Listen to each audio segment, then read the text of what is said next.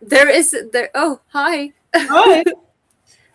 Hi. Welcome to the Yaoi Hi. Shelf. Grab a seat and relax, even though there will be no relaxing during today's episode. There's no. No, There's just no chill, just rage, just like. there, there is. I am weirdly excited.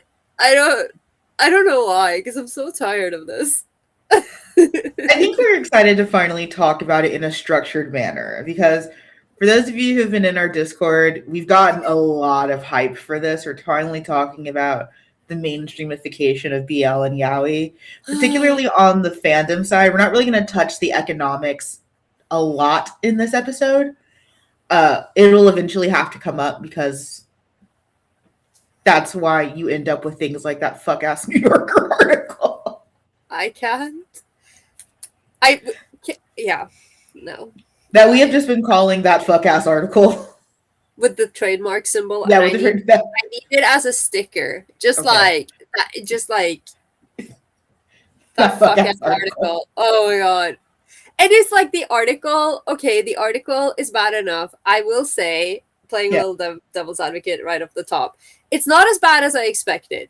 It is, but like I said, I think I said this to you yesterday, that Mhm. I feel like it's trying to do a lot of things at once, and then it also doesn't know what it wants. So it's Let's. weird. But the cover, I was not prepared. We're gonna get there. Yeah. We have a Carola, lot of this stuff to episode is gonna be what? and not monetized in the slightest. We're gonna be really mean. We're gonna Um, be mean. We're gonna probably use some language. I think here's the thing: long-term listeners understand us as people. I'm very, very slow to say there's a bad episode for new listeners to start on. This might be a bad episode for new listeners to start on because, especially if you don't know us and you don't spend a lot of time with us, and we're just like appearing in your feed out of nowhere, the level of vitriol that we're about to spill will probably seem very undeserved. Um, Unless you're one of us and you just haven't found this podcast yet. Because right. But, like, again, we have to consider that we do get younger listeners. We get younger listeners pretty frequently that might not understand what these two old women are on about. yeah. Isn't this what you always wanted?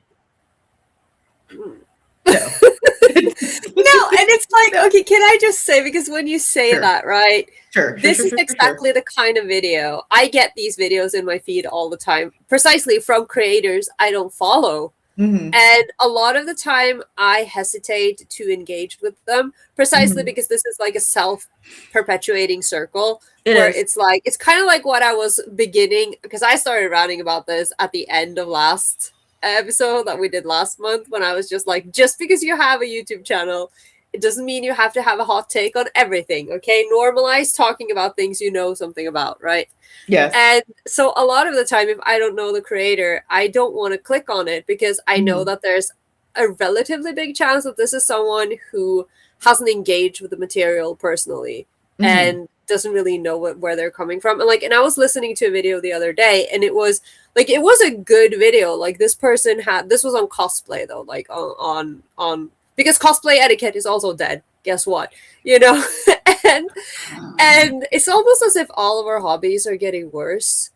But yeah, but this person, like, this was a very good video, but this person saw herself as someone who had been on the scene for a long time. Her first con was in 2016. And it's like, even in, like, we've been here for so long. And yeah, so like, you don't, even if you, like, I'm not saying that you don't know what you talk about, because clearly a lot has happened in 10 years in fandom spaces, and arguably it keeps getting worse. But even in 2016, things were starting to get fucked. I feel like everything went to hell. Why are people nostalgic about 2016 again? Because it was a terrible year. Yes. But yeah, I we're mean, gonna put yes. I'm just saying, I personally had a really bad year. I was really sick in 2016, so I was not having a great time Yeah, like personally. I don't think my 2016 was great. Mine was awful. Yeah, it wasn't okay. We're already gonna be here all day, and I have to go to Yeah, brunch. no, Um, yeah. I already have to. That, I have to go to I would brunch. like, even though they're not listening, I would like to extend a thank you to Amanda's aunts who have invited her to brunch and therefore laid down the law on how long this episode can humanly be. Like, we actually have to adhere to a time frame. Thank God. Thank you, Auntie, for texting me late last night saying, "Do you want to go to brunch?" And of course, I'm never gonna turn down brunch. Okay, so listen. Yaoi is super mainstream right now, right? I guess, yes. And that, especially for us being older fans, is kind of hard to wrap your head around. I Yeah. think Carola and I both grew up with Yaoi being this kind of like underground scene of like very highly connected fujos. And the Yeah. foodons were there, but the foodons weren't always the ones like driving fan culture. It was always the fujos. Yeah. Um, And just then, yeah. just like small footnote on that. A lot of those fujos are not women anymore. So, there's that. We're not saying that only women have been the drive force behind this, because as it turned out, check out the Fujin to queer pipeline. A lot of us weren't actually women. We just didn't know it yet. I realize I've been using Fujo like as very gender neutral recently when I forget that like it's highly gendered. Mm. Because like I don't feel wrong being called a Fujo, but I also we don't have time to talk about we don't have time. We're gonna be here all day. Okay, so Let's just like speed run this rage. Let's go. we can't speed run all the rage. We have to build up a little bit. Okay. So when Curl and I were younger, being a Yaoi fan was like being a nerd's nerd. You were already nerdy and kind of ostracized for liking anime and manga. And then you went to the porn side, and that was like double dirty and weird. Yeah. And somehow we've kind of come back there, but also it's very strange. We're living in really weird times. Yeah. I don't like it. So it was very, very strange. It's very, very strange now to look at a world where, like, especially in the West, people are just like out reading male romance novels, like in public. They're reading yaoi out in public. People are like very, very openly saying, like, "Oh yeah, I'm gonna go Fujo out," and like in the way that a lot of queer language got co-opted by like basic white women at Target who watched RuPaul's Drag Race too much. A lot of like our fandom language has been co-opted by the same basic white women at Target who have read exactly one Western male romance. So it's like, I'm gonna go Fujo out and I'm gonna, do all my Fujo things and I'm so into this.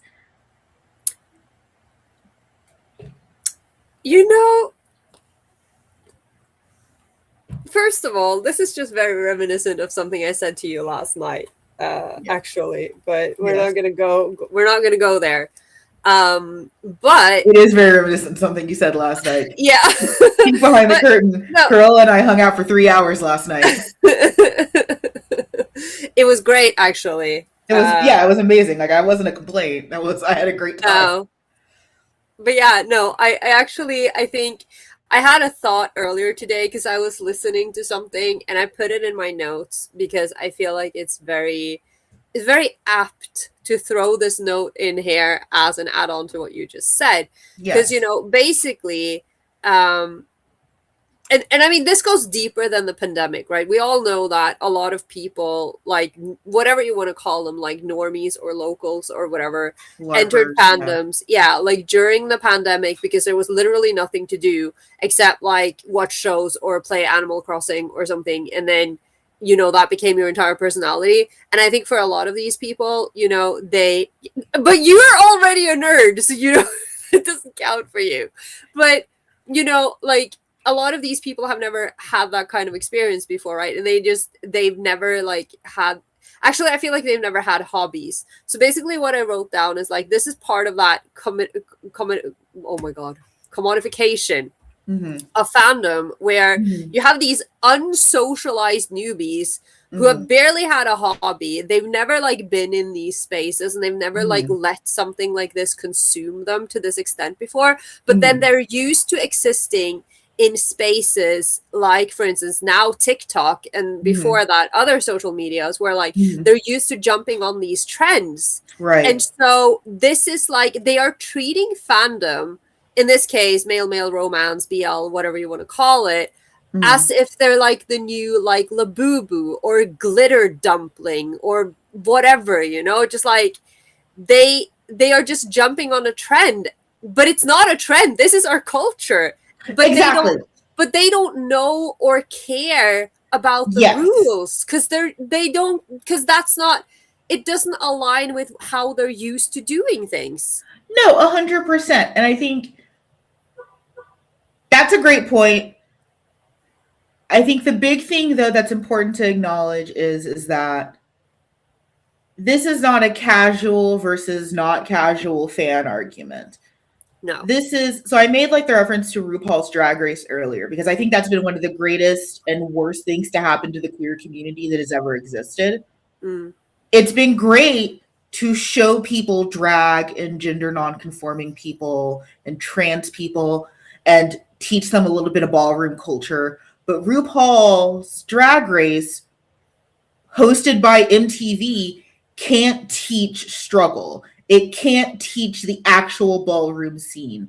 All it can do is be a commodity. So when you have white women like, oh, yes, girl, cool, like, they don't understand that, one, that's cultured language, and two, like, you're stealing from a lot of underground sources. Yeah. It's very, very similar with the BL fandom. Exactly. It's, you know, you reading one male romance novel and treating it like it's this toy that you're going to discard later does not make you in group. And this is different from, like, MCU casual fans. Because I remember during, like, the height of the MCU, comics fans, me, had that problem where it's like, oh, look at all these fucking casuals coming in here. This is different. Like, yes, comic books are culture, but they're lowercase c culture. Queer culture is uppercase c culture. Yeah. It's entirely different. So yeah, when you have a bunch of, I like, LARPer is a term that I like quite a bit, basically saying, like, you're just, like, live action role playing, that you're a part of this. And it makes normies kind of mad, where it's like, no, I'm just as invested as you are. What books have you read? Tell me one of the ancient texts you've consumed. Yeah. And it's like, that's not, you know, that's not to disregard, because we all came into these things from somewhere, right? We did.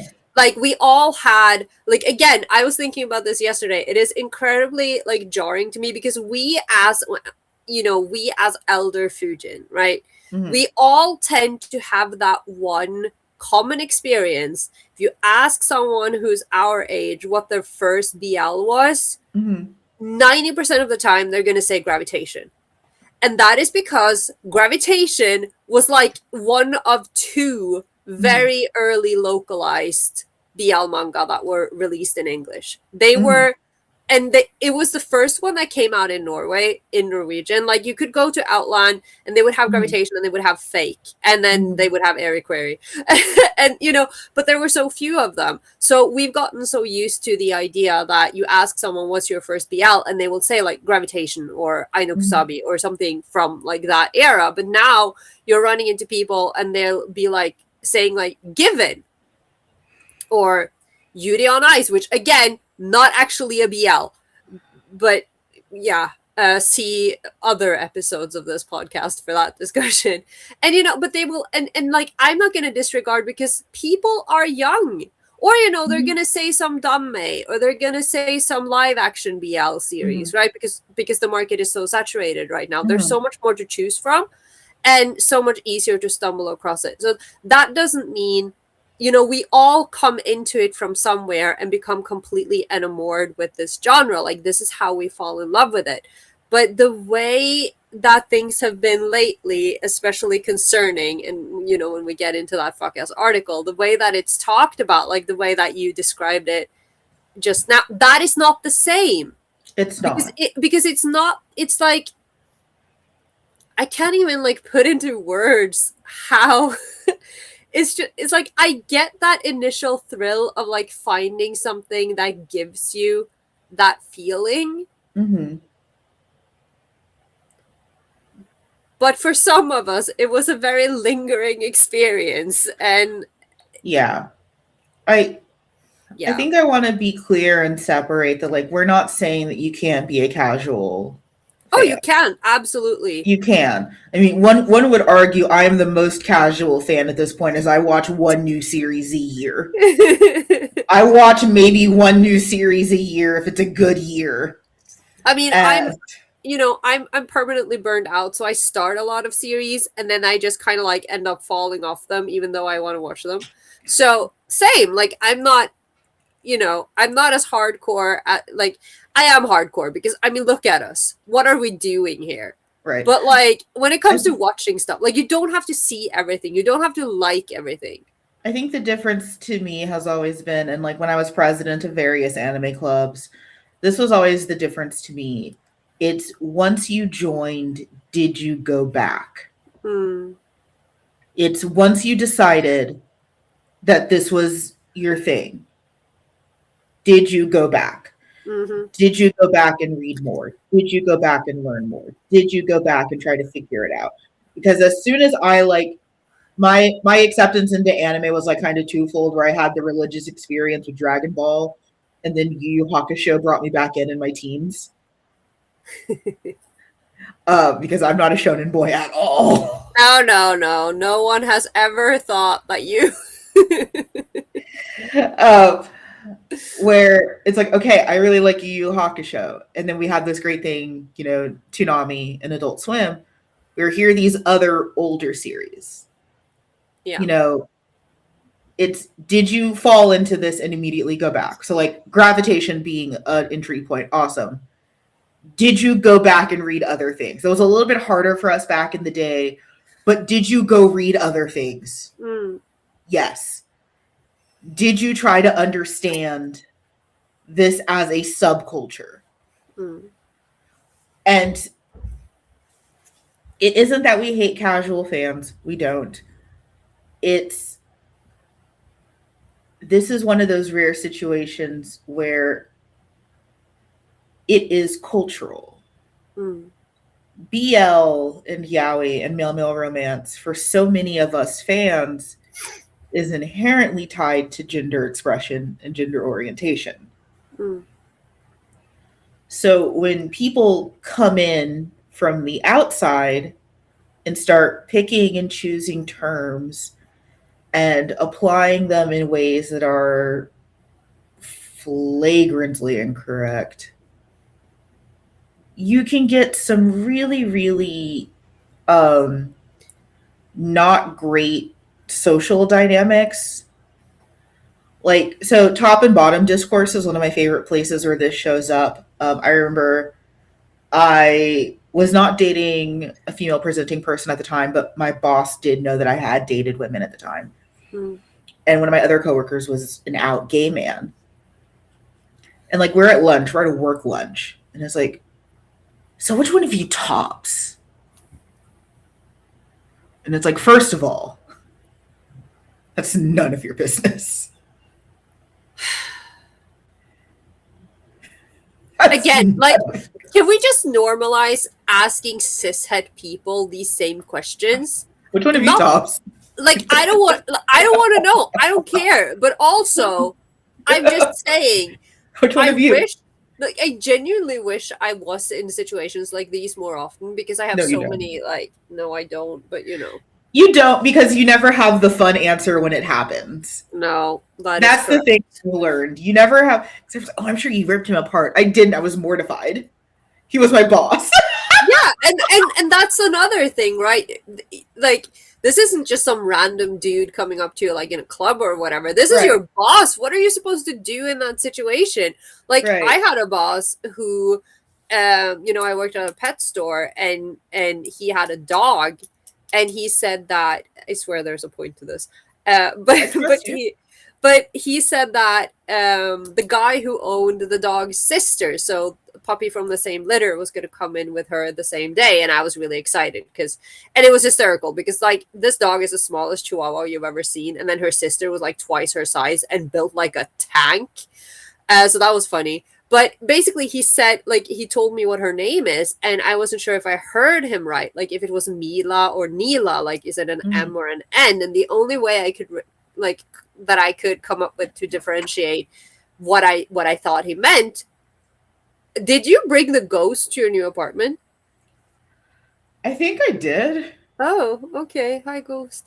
No, but was to ask him, like, did you say Mila as in Mila Kunis? Because like that was the only thing I could think of. And then he knew I was queer, so he just decided at that point that I had the biggest crush on Mila Kunis, and he would not let it go. I was like, my man, I was just trying to like make an example. What is wrong with you? Right. So like you see this a lot in like, I think, and I don't want to get allegations of like, oh, you're assuming someone's gender or sexuality. If they're talking about their like cis husbands in the video, I don't think I'm assuming anything, but it's like, oh my gosh, trying to figure out which one is the seme and the uke. And it's like they're talking about like real people, and it's like, Yeah. I mean, doing that when you're 14 is one thing. because we did it when we were 14. Yeah.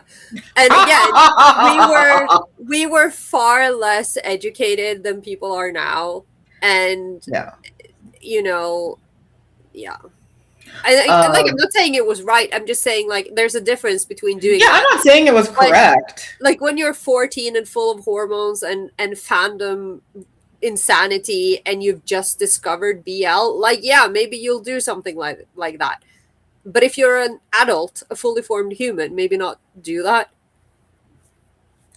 Yeah, I think that's the interesting part of this mainstreamification is that while these fans are younger than us, Mm. they're not children. No, and like not all of them are either. Like that's the thing.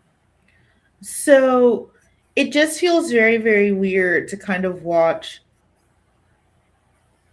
like what is very, very blatantly not good fandom behavior Mm. in such like fandom itself is very mainstream nowadays. Like, and I have very mixed feelings about that Yeah, depending on I what think day we you ask me. I think we all do, honestly. But we're going to get to this point a little bit later, so I'm going to save it. But again, to go to the point, that's great, right? Isn't that what you Fujin always wanted? Isn't that what you always wanted, was to rise out from beneath your sewers and, crevice holes and come out and dance in the moonlight? As a resident gremlin, I'm gonna say no. Actually, I Actually, was no. fine. I never wanted that. And I think, yeah, like, I think the answer to that is yes, if it also came with social change. Mm. Like, I would love if this mainstreamification of male romance and BL meant something, Yeah. but it doesn't. Voting Rights Act just got gutted in the US. Marriage equality is next on the docket. Everyone knows it. So while it's great to see all these, and I hate to make it a race thing, but cis white women go around, yeah, letting my Fujo flag fly.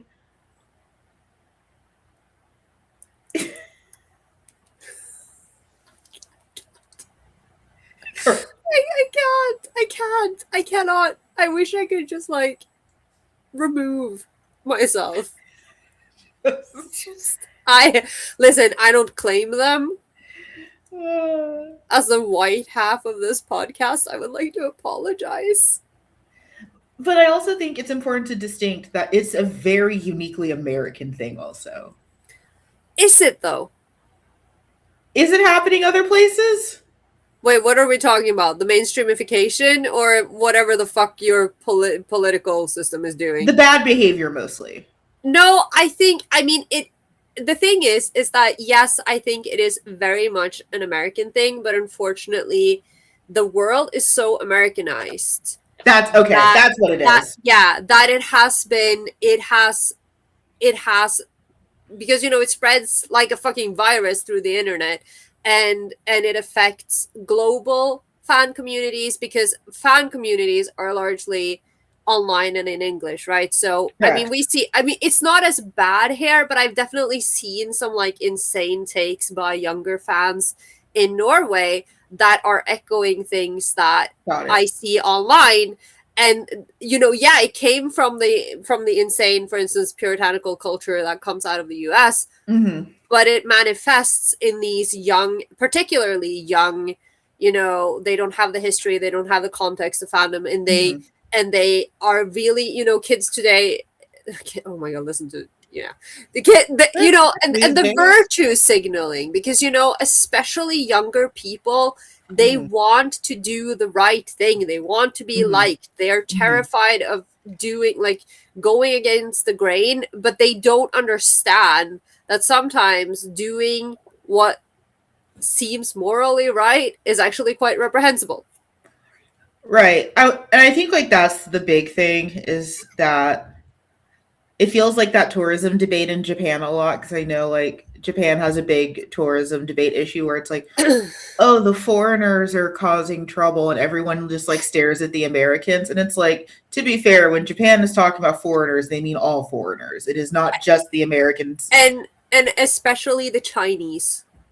Yes. Because so like I'm not saying Americans aren't being wild in Japan. Stop it. No, but, and it's like, again, I think we mentioned this in an earlier episode as well, like and again, I'm not Japanese, I'm not going to speak for any Japanese people, but I can speak as a person who's been to Japan and who know Japanese people, that there largely seems to be like, there are like, yeah, but like there are like three groups of like tourists or like foreigners. Yes. The Chinese foreigner, the American foreigner, and the German. Like, that's the groups that, because if you're not an American, then you must be a European, therefore you're German. People just assume I'm a German when I go there because I'm a white non-American, so it's really funny. And no one's heard of Norway, you know? Like, what even are we? But yeah, like, I think what's interesting is seeing a lot of like fandom spaces that we're in become more insular, and watching people outside being like, isn't this what you wanted? Isn't this exactly what you wanted? You got it with comics, you got it with anime. Isn't this what you wanted? And it's like, no, it's not. I didn't want this fandom diluted. And that feels like a very strong term, but as you hear us talk, you're going to understand what we mean when we say diluted. Yeah. Because we're not just being old and bitter this time. No, actually, there's some substance to this. Yeah, this is not just us being old and bitter. That no, arguably, this is the last place I wanted breached by deeply casual fans. Because of its strong cultural significance to queer culture, to people having very progressive conversations about gender and society, and working these dialectics out through fan fiction. I don't want that turned into just catchphrases on t-shirts and bookmarks shaped like dicks. Yeah, and I mean, and even if you don't focus on like that, go to that extent, like to that depth, there's still the fact that, you know, you need to understand that when you are new to something, whether that is something that you end up sticking with and that ends up becoming a huge part of your life and something that you truly enjoy, or whether you are just a passerby who enjoys it for a bit and then you move on to your next thing, you need to understand that you do not know it all. And if you want to understand this, you need to do research, you need to listen, you need to read, you need to look at what's around you, because right now, even disregarding all of those great things that you said, some people are just in fandom to enjoy, to like the casual hardcore fan, if you get what I mean, because sometimes you just want to read a manga, or you just want to see the Blorbos kiss. Okay, fine, that's fine. But it's just, I keep seeing people saying things like, why is nobody talking about? They are. You've just been scratching the surface, or the blah blah blah nobody talks about. That reminds me, I'm gonna send you a screenshot of something that was on my For You page on YouTube like a month ago. I just forgot to send it to you because I was shooketh. Okay. And you will also be, because here's one of like our founding like couples that shaped us, and then people are like, the yaoi pairing nobody talks about. I'm like, who? What? Were you born in yesterday under a rock? I don't understand. Okay, so, but yeah, it's like why is nobody talking about, or nobody told you? Yes, they did, but you don't know it because you've been here for 5 minutes, and or like version of fandom that you've got that you guys seem to get particularly angry about, which is like setting everything by a very modern rubric, where it's like, this is such a better, more intellectual series because it doesn't have all those problematic elements that older series have. By that metric, no one should read classic literature. Yeah, exactly. Yeah, precisely. If that's your metric, yeah, it's the same put thing. down every book. Yeah, and like, and again, like the discussions we're having, and like we touched upon this. We've always been touching upon this. Like we've been here. But, like I think we mentioned it in the last episode as well. But the whole, you come into something and then maybe you find something that it swicks you, or you think it's strange, or you only see that one side, and then you think that you had a big thought. Like you watch like Baby's First BL, and maybe it's problematic because sometimes there are toxic romances, whatever. And then instead of like going on the internet and seeing, has this been brought up before or whatever, you think you're the first person in the world, or like you're part of the first generation to criticize this, when actually this has been echoed time and time and time again. Right, and then you put down every other fan of that work. It's like, oh, I can't believe all you sickos like this. Yeah. Listen, I'm a sicko for a lot of other reasons. Yeah, like, and that, and it's like we will get into, like, we are definitely going to get into the meat of that whole situation. But it's just, I think, but yeah, that was exactly what we were talking about last month as well. That again, it's that cycle, and the cycles are getting shorter. So by all means, it should be easier to access this information, and rather than lighting up, a new discussion, just, I don't know, like, why we don't have to start any new, fandom wars over problematic ships. You can just go watch a YouTube video about Voltron.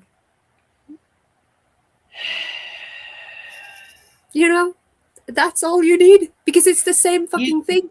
You talked about 2016, and then you mentioned yes, and I'm just like, it's because I was listen. 2016 was bad. I was on the floor doing crunches, listening to a podcast. I was on the floor. I was literally on the floor during my morning workout, listening to a video essay about something, fandom, culture, something. And then as I am laying there, the essayist, is like, and it seems like most people agree that this all tracks back to 2016 and Voltron. And I didn't even go there, and I had a visceral reaction. And then they follow it up with, "I'm sorry if you just had a flashback." I'm like, listen, I'm already suffering. I didn't. I feel like we need to do an episode on like the big 2016 fandom war.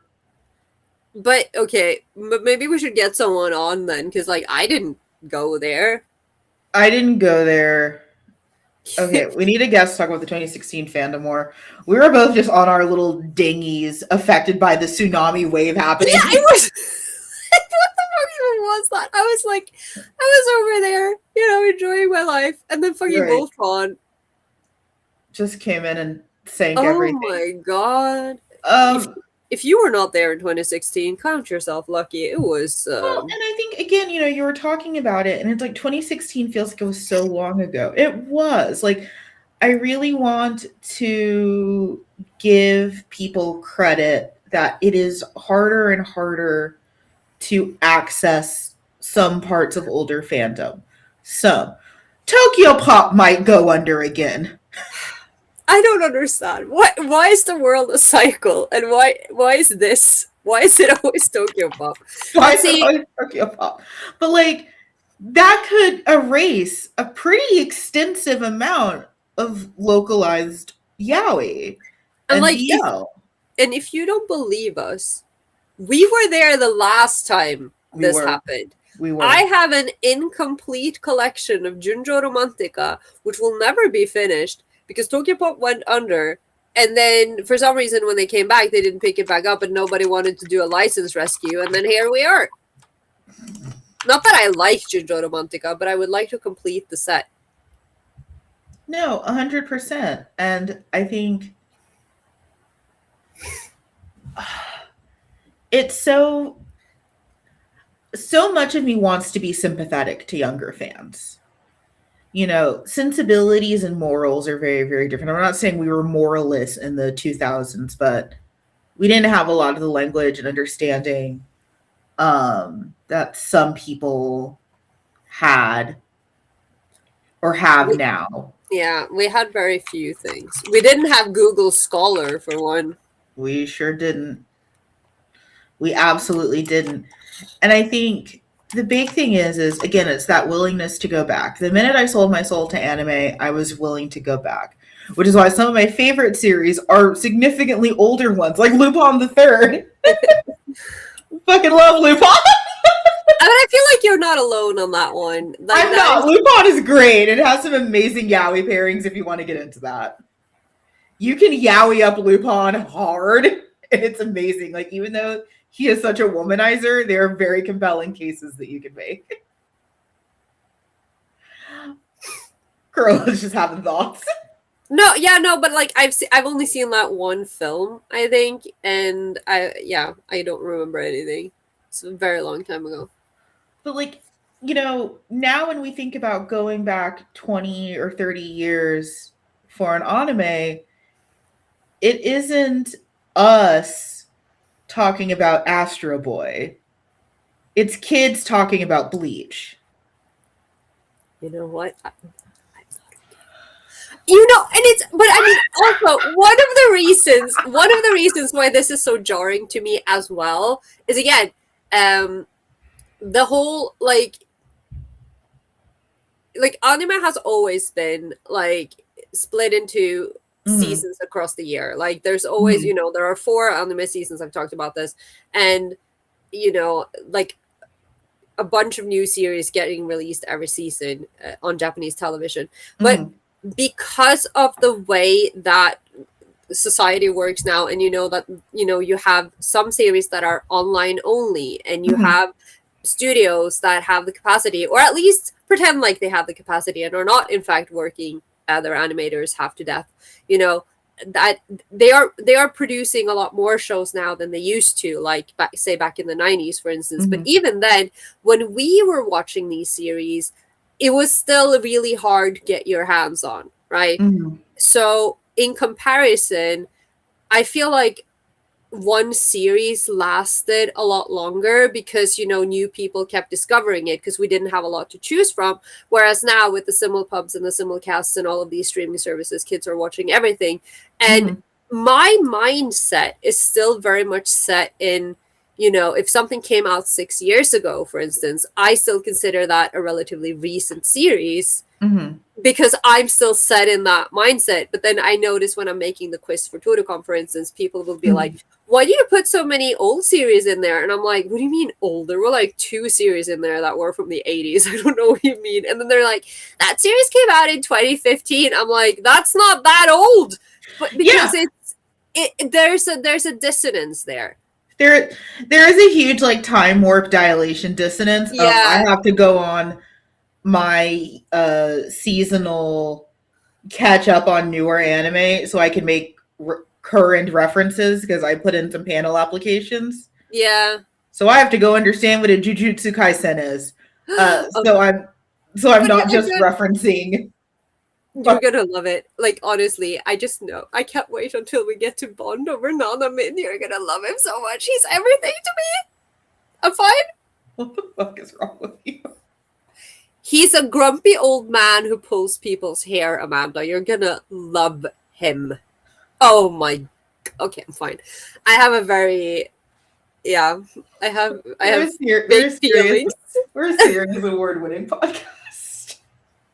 I'm allowed to have big feelings about... Big, dubious feelings about Nanamin, even though we won an award. I'm not changing for anybody.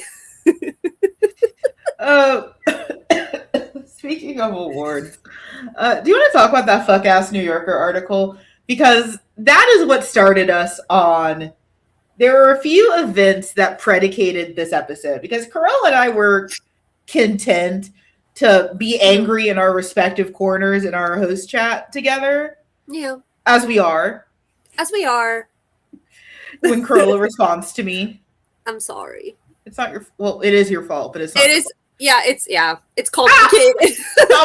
Like, yes, it is your fault, but it also isn't your fault. It's my fault, but it's not my intention. Yes. Yeah. So we were content to be angry in our respective corners of the world and, talk shit on Discord, which is what we do because we're middle-aged men now. Just like be in our corners, talk shit on Discord, and then go back and watch our crime stories. Yeah. But then 2 things happened that necessitated this being an episode. I don't... yeah, okay. Okay, listen. Yes. The fuck-ass article, can I just say that for a moment? Yes. Because when we decided on this, you said... we have to talk about that article, and I was like, God damn it, that means I actually have to read it. And then for a second, I thought I was saved because it was paywalled. And I was like, hallelujah, I can't read it. But then someone came through and I read it. So, for those of you who have been living under a rock, and I say that with love, I'd love to be living under a rock. I wish it was me. I would. And I mean, like, disclaimer, I did live under, like, halfway under a rock for most of this. Like, I was not in... I was catching strays. And then I had to, like, go and piece together this puzzle of what the hell was happening. Yes. Yeah, so, yeah. And then this fuck-ass article came out where the New Yorker proudly proclaimed... What was the headline? Wait, I have it here. I know you do. That's why I asked you. Okay, let me just scroll up. Oh my god. Girls who love boys, when did everyone start fujoing out? And can I read the first sentence? Please. In this article? Please. Because remember what I said at the top of this show, that I don't think it is as bad as, like, it is bad, okay? But it's, like, they have tried in some parts. Go for it. However, it begins, we can now look back on November 28th, 2025 as the start of a mass psychosis event. That's reductive as all hell. If you don't know the article, the New Yorker or Vulture decided to write a piece on the immense popularity of heated rivalry and the concept of fujoing out, as the kids say on the internet. Personally, I'm not a big fan. I know that a lot of, like, I think that I've seen, it's kind of the same, like, with the old men yaoi, and then the Japanese creators are coming on Twitter, and they're like, oh my god, this is hysterical, I'm going to start using it. I have seen Japanese creators who think that fujoing out is a really fun term. I hate it, personally. I'm ambivalent. I think it depends on, it's very much who is using it. Like, if someone said, oh, you and Carola are fujoing out, yes, that's what we do. Yeah, but that's a permanent state. Like, yeah, well, yeah, but like exactly, and exactly because it depends on where. And for me, I was introduced to it through these reductive terms, like from people who are on the outside looking in, which is like this article, which I found out. By the way, you want to talk about like that's like part of this criticism against BL, right? We all know. Say it with me: rooted in misogyny. And when I was reading this article, I was convinced that a woman had written it. And then I was like halfway through, and it's like the author says, as a gay man. I'm like, a man wrote this. I don't know. Like, I just assume. I don't know. I don't know why, though. Because it brings up a lot of those tired-ass misogynistic points when it comes to women liking queer media that a lot of women use against each other. So I wasn't surprised that it was written by a gay man. He uses less talking points that most gay men use. I don't remember if fetishization comes up. I don't think the article is smart enough to discuss that. There is some mention, but it's like, it's kind of like what I said. It's shallow. Unfortunately, all of my notes are handwritten on these tiny pieces of paper. I put the things that upset me in red. A lot of red. Yeah, there's a lot of red. Take a picture of that and we might post that on Patreon for free. Yeah, you can see my handwriting. Some of it is good. Some of it is illegible. I was angry and I was writing like almost upside down. But yeah, and it also does that thing, by the way, which, you know how Western people really love to be all, oh, the Japanese have a saying or the Japanese have a word, and then it's just like a word. Yeah. That like, yeah, they do that. Like the article verbatim says, there's a word for it in Japanese. Oh. And the word is fujoshi. Oh wow.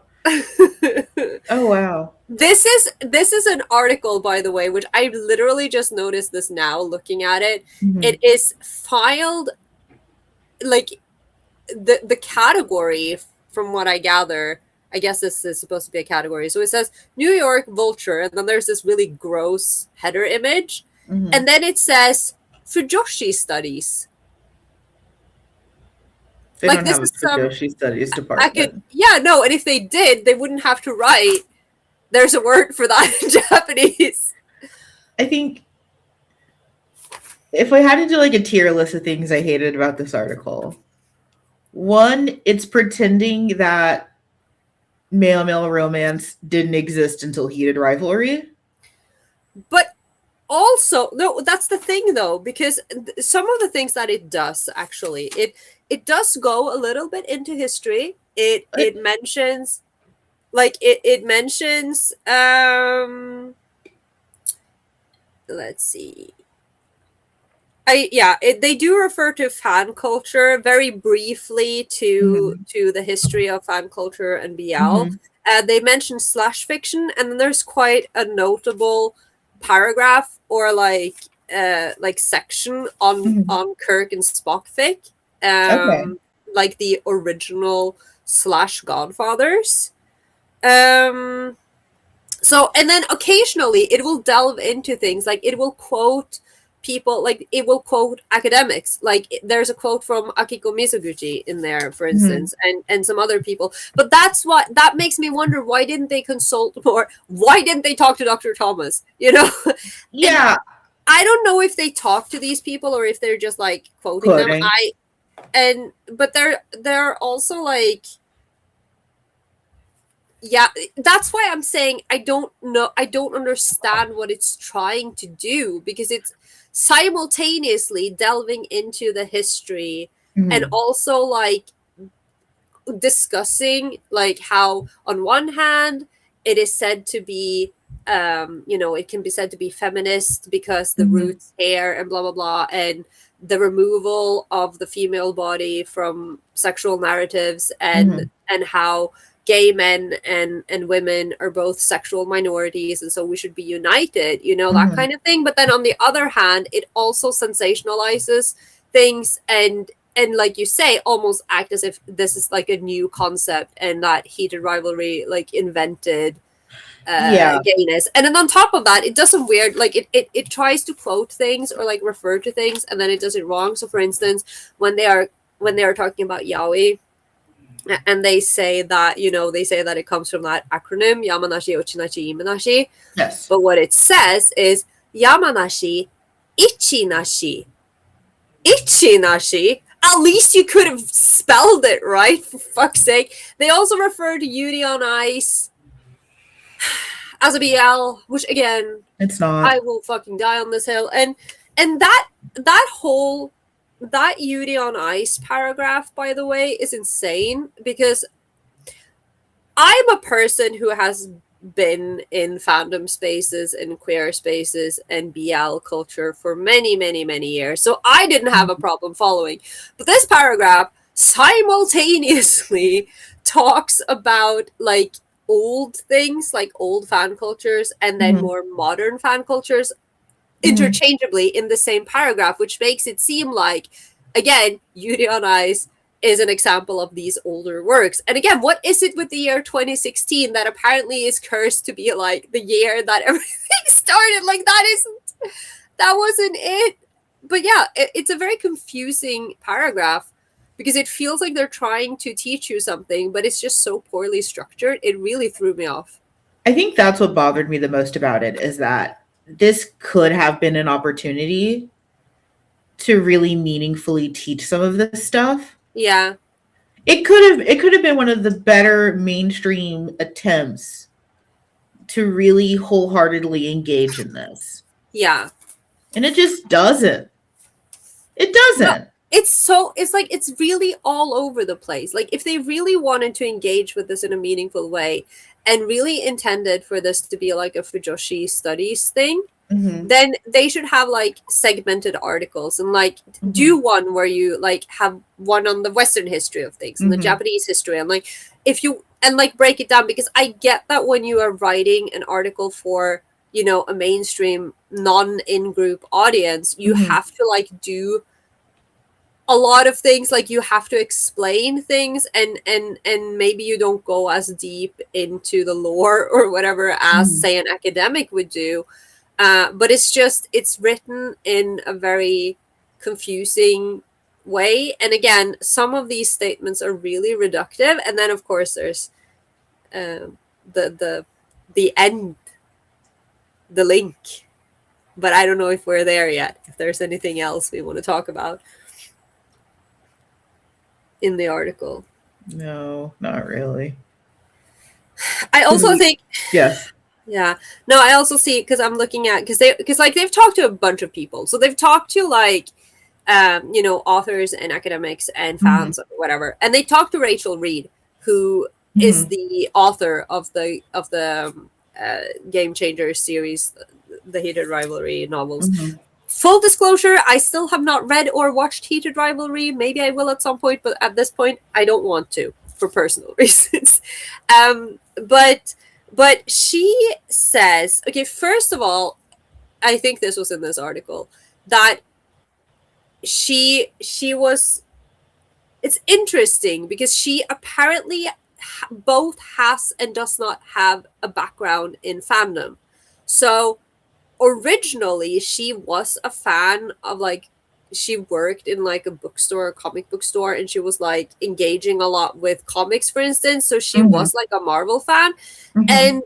And so one of the books in the Game Changer series was initially written almost the way that the article presents it, the way I understand it, almost written experimentally as a Stucky fanfic, and then published on AO3 to get people's like to gauge the reception, and then taken back into mainstream publishing and then rewritten to fit, so it wouldn't sound as fanficky, even though people are still criticizing it for sounding like a fanfic. But then she also says that she has never been a fanfic person. So very strange. And then there's this one quote which is like, this isn't about Rachel Reed. This is about like the BL writer at large, apparently, a statement from this article. The I is key. The BL writer is not writing about gay men, but herself. Because as a response to the criticism that, straight women fetishizing gay men, but it isn't about the gay men. Okay, we can agree on that, because sometimes it isn't. That's like, we have talked about this on this podcast, that a lot of the like our founding godmothers of BL, they weren't necessarily meaning to portray real life flesh and blood gay men. With that said, we're not a hive mind, but I sure as hell am not writing about myself when I write BL. I'm usually not. I write about the gay men, or like my fictional 2D boys who I have some morsel of control over. But yeah, I also have a note here that said that Rachel Reed doesn't want to be a Rowling. So she's very much like, she said to them, she was very on the, I am very, she's not a bigot. She's very much on our side on things. And I have written as a side note, I hope she also doesn't want to be an Osman. Just, because we've been here before, haven't we? We have been here before, and I think. And again, this is like no hate to Rachel Reed, by the way. Yeah, we don't mean any hate. Oh boy, that article was insane. I remember reading it early on, so my memory of it is a little bit spottier than Carola's. Yeah, I read it yesterday. Yeah, my memory is a little bit spottier than Carola's, but I just remember feeling so frustrated that it's like, this could have been someone's attempt to actually meaningfully engage with this growing, I don't want to say it's growing because it's always been here, but like this breaking out into mainstream culture fandom. But it just perpetuates a lot of the same tired stuff that we've been talking against on this podcast for years now. Like, if you were in our Discord, you got to see a bunch of us get really, really upset. There was a podcast episode of It's a Bit Fruity, where a bunch of like really, really great like leftist voices are having a conversation about clavicular, and like one of my OG faves, FT Signifier, makes a point. It's like, oh yeah, this reminds me of yaoi. It's that thing that like young women use to fetishize gay men. And it's like, yeah, that face. And it's like, no. I haven't heard this episode yet. Thank you for the warning. No, I put it in our Discord because it's like, hey, this is a really good episode about clavicular, but FT Signifier is going to say some shit that's wrong. And I don't want you to get mad at him because he's an old black man. He's older than me. He's an old black man and he doesn't know better. And I don't expect him to know better, but that doesn't make it any less disappointing. No, but that's the exact thing though. And like that kind of like ties all of this together with the fuck ass article and the mainstreamification and everyone having a video essay about topics that they don't really know a lot about, that everyone just keeps perpetuating the same tired old myths and then not actually looking into it. Because like I said before we started recording, I was reading a different article which is written by Dr. Thomas and Dr. Kirsten, who wrote an article about the BL debate in the Philippines. in the more recent years, and they are drawing parallels between the arguments against BL and like BL as unrealistic or fetishizing, or all of these things that we've heard before, and how basically, apart from the medias that this BL is being produced and consumed within, this is almost a verbatim discussion, the same one that they were having in Japanese magazines in 1993 during the Yaoi Ronzo, right? And that is also the argument that we are seeing on the internet every single day. And here we are, like long-term fans and people who have engaged with the history and academics, and just like screaming at the top of our lungs, like, look at all of this like paper trail on how this is not actually the case. Right.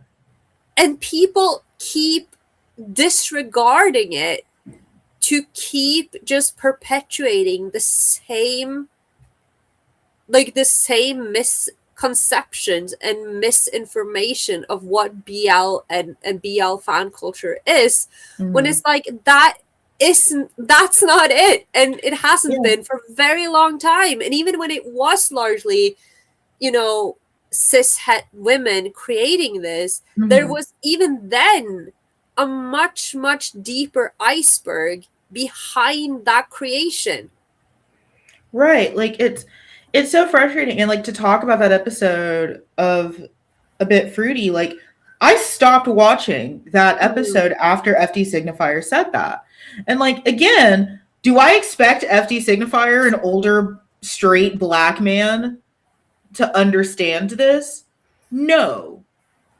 But it didn't remove the hurt. No, right? It didn't remove the disappointment that, and like, not to self-aggrandize us too much, but we did a whole episode with Dr. Thomas about this. It is our most popular episode. It has reached people. I love that episode. It's the best episode. Like, to feel like we're a part of this movement to dispel that myth, and it to still be so pervasive. Like, I didn't finish watching that podcast episode. I kind of stopped, where it's like, and also I really did like the dangerous implication of saying that, like, oh, Clavicular and the rest of the Looks Maxers are doing this for male attention. Like, it felt very autogynephilic in a way, and I don't want to go back there. No. I don't want to be making autogynephile references to possibly closeted men. Let's not. No, let's not do that.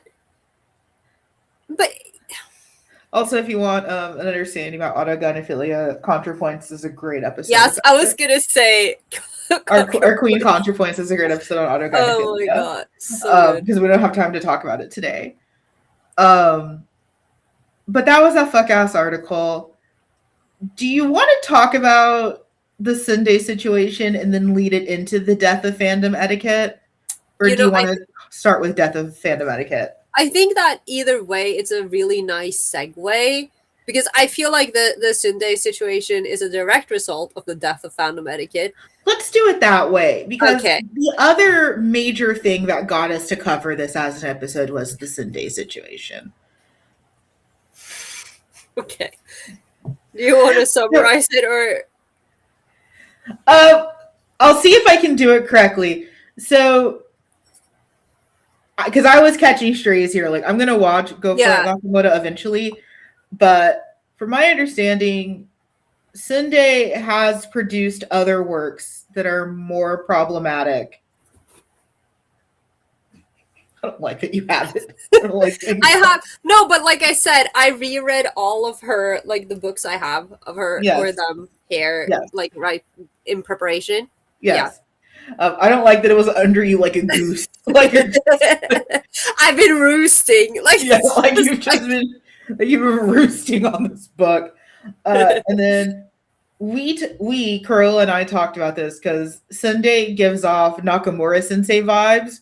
Or like, if you found Nakamura through like classmates, don't read anything else she's ever done. If you found Syundei through Ganbare Nakamura, don't read anything else. Yeah, and like that's the thing though, because when I briefly touched upon this in the in the outro in the previous episode, but basically we talked about this a lot, both on the podcast, I think, but also in private, that we were afraid when we heard, like, first of all, there was like the whole Gambare Naka, like this has been an ongoing thing. Mm-hmm. This is just like the infamous drop that like made everything like overflow. But we were talking about how concerned we were when they announced the anime, because we already knew.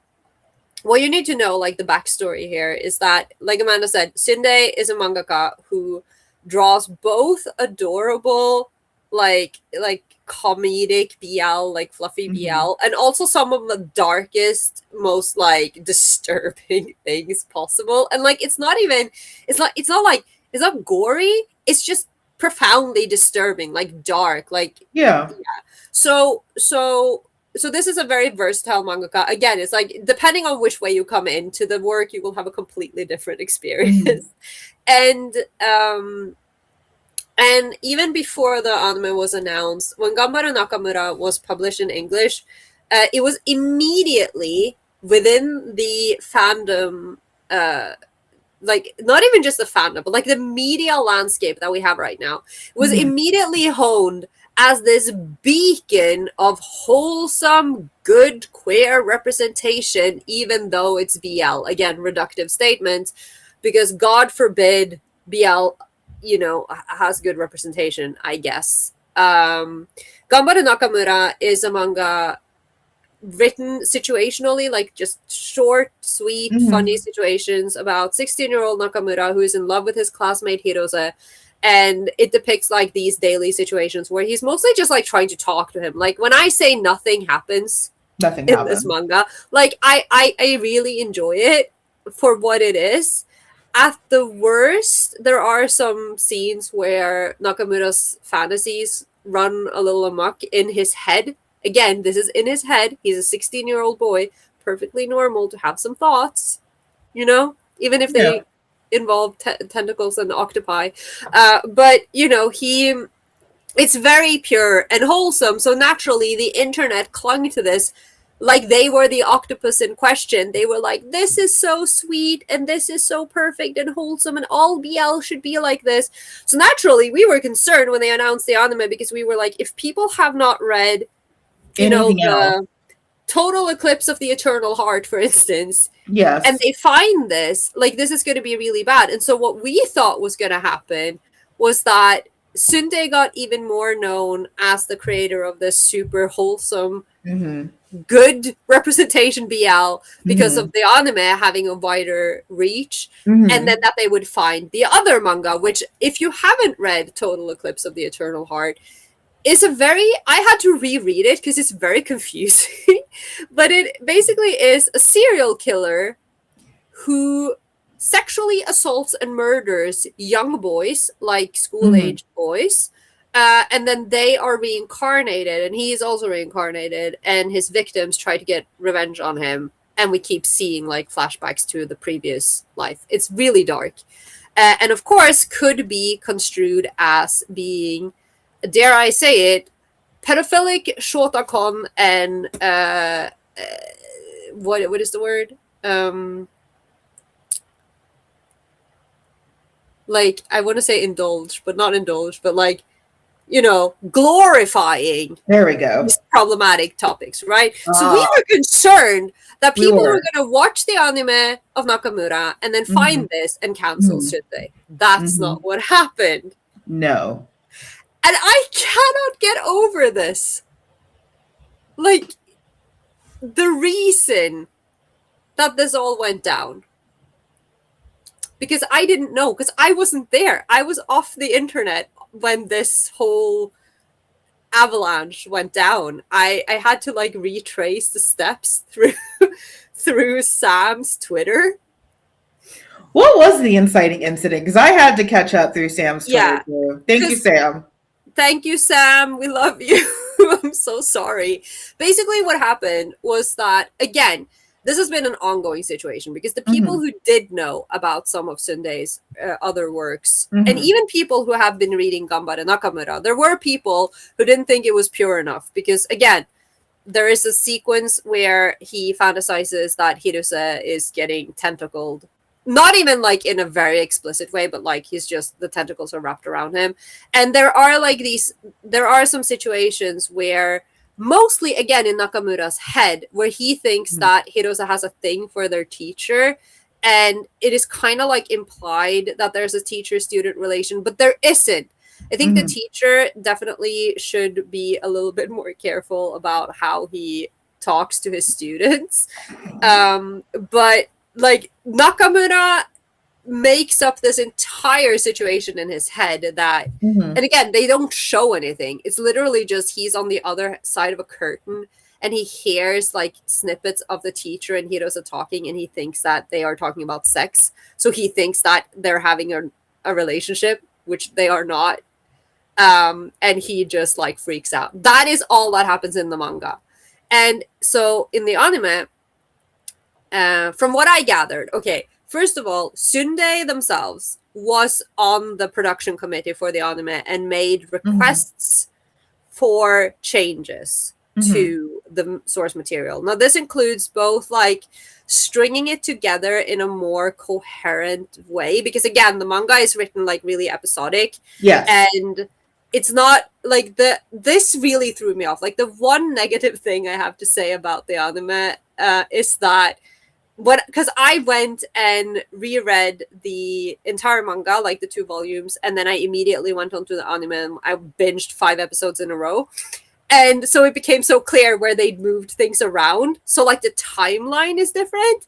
And that really threw me off. I thought that was really strange, but it works better, I think, in some ways. In other ways, I'm like, why did you move this? I thought that was like a great entry in whatever. So Syundei also made some like decisions and was like, hey, could you like change the narrative structure a little bit? And then they explicitly requested that the octopus thing was toned down and taken out.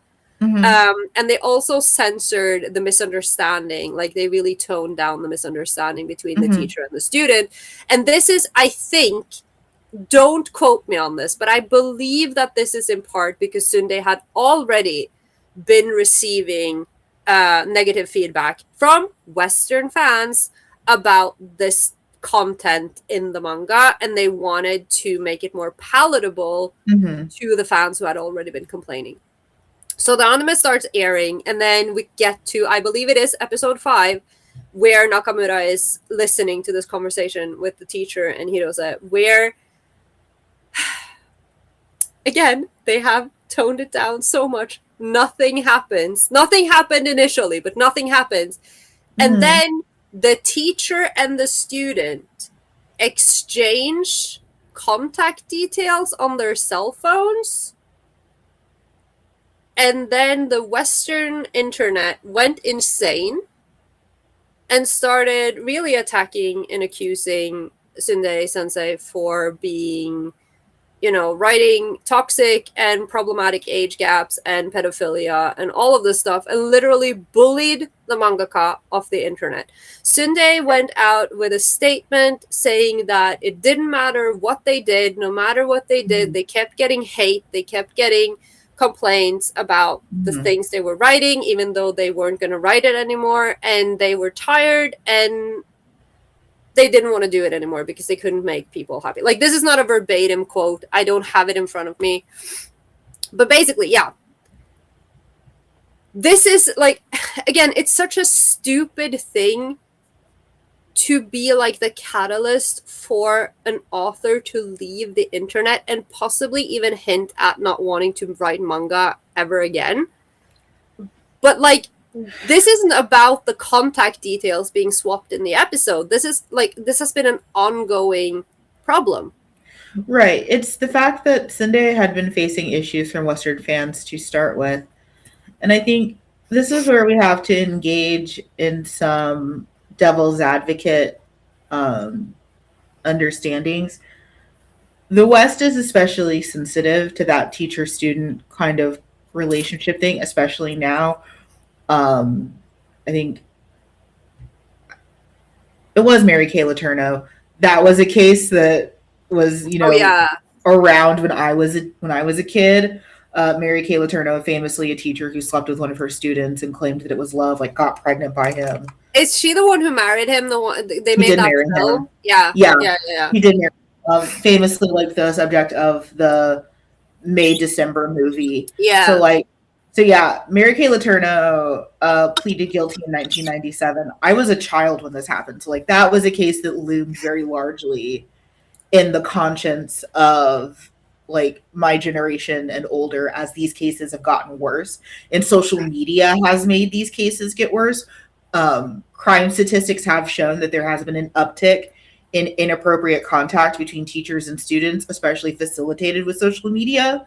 So there is a cultural concern that is likely deeper in the West than there is in Japan. Mm. Saying all that, I don't forgive a single motherfucker who bullied Syundei. No. And even after all that cultural context, all that understanding, all of that empathy, I do not forgive a single one of you unwashed bastards who did this. No, and what you need to understand, like, if you are standing on the outside of this, and if by some miracle this is the only case that you've heard of that is similar to this, right? Mm-hmm. This is a deep rooted problem, and it is not only, like, again, we keep coming back to not only purity culture and and these the virtue signaling of the morally pure fan, but also say it with me, xenophobia. Yeah. Because, and I will link the thread that Sam made, because it's a harrowing read. It's really, really painful. It's nothing new for those of us who have been on the internet for a long time, but there is, among other things, they've compiled, like, there's a compilation of like tweets about the situation, where, for instance, like, a lot of people are saying that, basically the author has it coming because this, it's typical, and this idea that, oh, Japan is a country that has a huge problem with pedophilia, and Japan is so lenient on this stuff, and and really just like painting the Japanese nation as like this cesspool of sexual predators, and it is disgusting, because, again, like, okay, this is a side note, but I recently read, and I'm not gonna like go off on this tangent a lot, but I just want to, like, if you I don't know why you would be listening to this podcast if you're not into manga, but like, I recently read Jeanette McCurdy's new novel, Have His Age. Oh, yeah. And it is incredibly uncomfortable. Yes. But it's supposed to be uncomfortable. It is. And, I think that it's important to understand that fiction, while, yes, can affect reality, such as in when we're talking about, again, like the commodification of BL and people saying that, oh, it's just like entertainment for women and it's not realistic, while Thai BL, for instance, has literally been used by the Thai government to help push the same-sex marriage equality law, and like, if people reading about or seeing queer people on screen and finding themselves or opening their minds because of it, then yes, fiction can affect reality. But sometimes someone writing something does not mean that they are endorsing it. In the case of Jeanette McCurdy, I've seen people say that, she was subjected to grooming when she was, a child star, and therefore, she writes what she knows. But in this novel, I want to argue there isn't actually any grooming happening at first, because this is a teenage girl who is deeply, profoundly, like, she has issues, and she pursues the teacher, and she essentially forces him into this relation. I'm not saying that he shouldn't have acted differently because he's the adult, but he wasn't grooming her to begin with. Mm-hmm. And in the case of the teacher in Ganbare Nakamura, that isn't, it's not that deep in that case. It's not. And I think you've used this word multiple times during this episode, but again, like that virtue signaling. So Yeah. like I have that historical context, especially here in the West, that there is this rising concern about teachers and students, especially with social media, especially with anonymous social media. That to me is such a virtue signal move towards like, I'm worried about kids and teachers. You're 20. No, you're not. You're not. And that's okay. Like, you're raising a pitchfork because it's an easy argument to make. Oh, here are these lewd Japanese doing it again. And and again, like we see this time and time and time again, whether it is, like for instance, just those tap in stickers on Instagram where it's like, if you don't tap in, you're a bad person. Right. This idea that unless you explicitly say something on the internet, you have a bad opinion on it. Like, right. You are wholeheartedly endorsing this thing, and it's just not true. It's not how any of this works, and it's so frustrating, and it is such a problem of modern fandom. Yeah. That there's this really, really consistent overstatement of harm. Let me get the author really quick, because this is a book that I think anyone in fandom needs to read. Let me see. Where is it? Here it is. Conflict is Not Abuse by Sarah Schulman. I think everyone in fandom needs not abuse. Because that overstatement of harm, that community responsibility, all of that is in this book. It should be consumed. What are you doing? I'm trying to type it out. just writing down the title for myself because I keep forgetting it. But my microphone was in the way. I was like, what are you doing? I was struggling, okay? But this whole situation with Syundei was the other mitigating factor for us to finally come out and talk about it. Because I think one thing that Carola and I are both very, very aware of is tone, and especially tone in the modern fan setting. I'm very aware of tone policing, being Black and female presenting. I'm very aware of how my tone comes off because racism.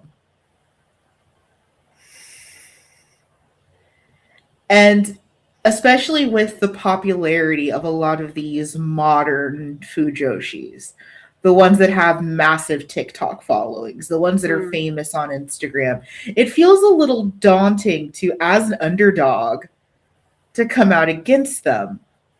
But it also feels the most necessary considering everything that's going on. Do we want to talk about the death of fandom etiquette, specifically despite the ease of access to people that know better? Yes. Can I just add something first that I think a lot of people probably don't know? I'd heard about it, and unfortunately I can't find like any really like good sources with more information on this, but Akamatsu Ken, who wrote Love Hina and Negima, so he was actually elected into the Japanese parliament several years ago. And his entire reason for becoming a politician and what he does essentially, together with, by the way, Yamamoto Taro, who played Kawada in Battle Royale. And like, I know that he's a politician. I've known that for a long time. But like, they are specifically working with the Japanese government. Like, they are in parliament, at least Akamatsu particularly, to work against the Western censorship of Japanese media. And I think that says a lot. The pressure from the Western fans to adhere to these is so big that they now have elected mangaka in parliament to fight against this, just like this existential threat. It is insane, actually. And it's crazy. Like, I knew that they had I knew, but I didn't know it was Akamatsu Ken. And I thought that was neat. I mean, it's not neat. It's actually horrendous. But yeah, it's awful, and I hate this. But I can't believe this is a thing. What dystopian world? What is happening? but that leads us very neatly into the death of fandom etiquette. Yeah. And the death of fandom etiquette, despite the immense amount of fandom elders, because I was talking to a really, really close friend about this, and like, again, not to self-aggrandize, it's like, do you know what I would have done to have a show like the Yaoi Shelf when I was like 16 years old? Are you asking me? Yes, I'm asking you. Go. No, I go. don't know what you would have done, but I think you would appreciate it. I would appreciate it. Right. Like, there's so many brilliant voices talking about this stuff. There's so many academics that are approachable. We have Sam, we have Dr. Welker, Dr. Thomas. We have so many brilliant people. You have so many fandom elders that are here, that have done their best to make themselves available to show you all the way. Mm-hmm. And for some fucking reason, these children refuse to behave. And, you know, I want to add also that if you want, I mean, that's the question though, do they even want to behave? Because like, this also requires, like, you have all of these resources at the tip of your fingers. But that requires that you tap in and listen to a video that is longer than 30 seconds. That you read something and that you actually listen to the people who know what they're talking about. But like, we've seen this, right? Dr. Thomas will be there, like, presenting all of this work and research on these topics, and then people in the comments are like just brushing him off because, oh, but you're a fan yourself, so of course you'd say that. And it's just like, what do you want from them? Right. Like, it blows my mind that there are so many brilliant people out here having conversations. And it's like, for free. For free. Because back in the day, this would have been like the fucking papal conclave. It's just 5 people in a room somewhere. That they're going to nail the doors shut. You're never going to hear this conversation. And like, that conversation, like, that is actually, that room is just some dingy old room in some hotel at a convention. It's literally like a panel that they didn't announce, and it's like 5 people. It's some 10 p.m. panel that is not on the schedule, but just a bunch of people got together in like one hotel conference room. And the only people who are there are the panelists. Yeah. But we're having those conversations for free daily on Twitter. Yeah. We're having those conversations for free once a month on YouTube. Like, there are so many ways to access. Like, I remember, you know, you get your nose slapped every once in a while when you're a younger fan because you make a mistake. Yeah. And I remember feeling really Pavlovian in a way because it felt random. Like, I couldn't quite put a pattern together of what I was doing to make the mistake.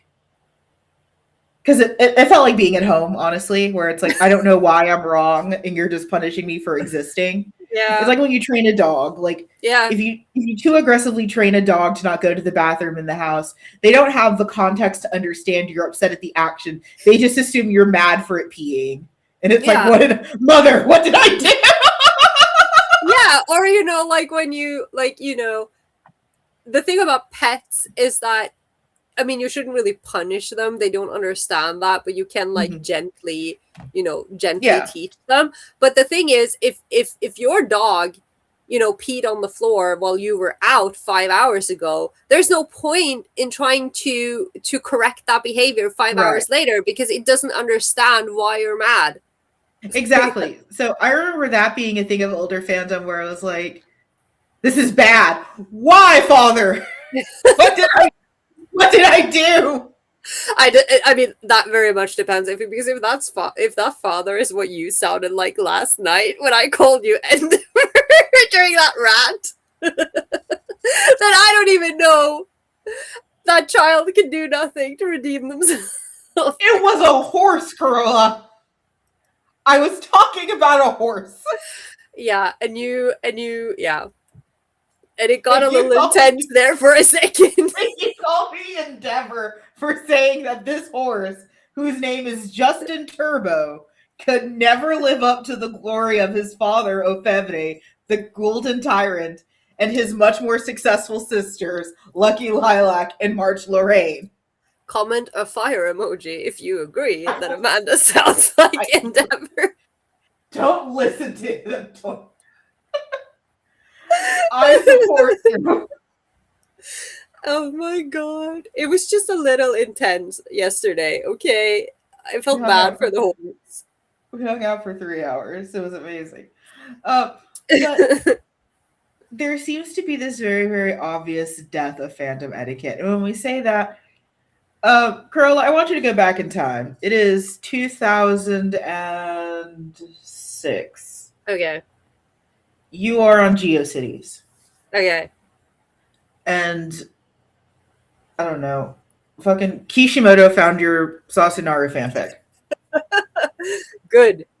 I mean, no, but No, but I mean, I know for a fact that Kishi has in fact been inspired. Yeah, but I don't want him to be inspired by what I wrote when I was 15 years old. No, he found you. No, he found you. Oh God, I am so sorry. And he leaves a comment on your fan fiction. Okay. What do you reply? Do I know it's Kishimoto? Yes. Like, oh my God, what would 15-year-old me even? Outside of dying on the spot. That's not an option. No, it's like I'm trying. Is it a positive comment? Is it a negative? Is he threatening to sue me? No, it's a positive. He's like, great job. I love what you did with my characters. Okay, wow. Well, in that case, I would be like, something along the lines of, oh my God, how did you even find this? But thank you. I admire you a lot. And I'm very humbled.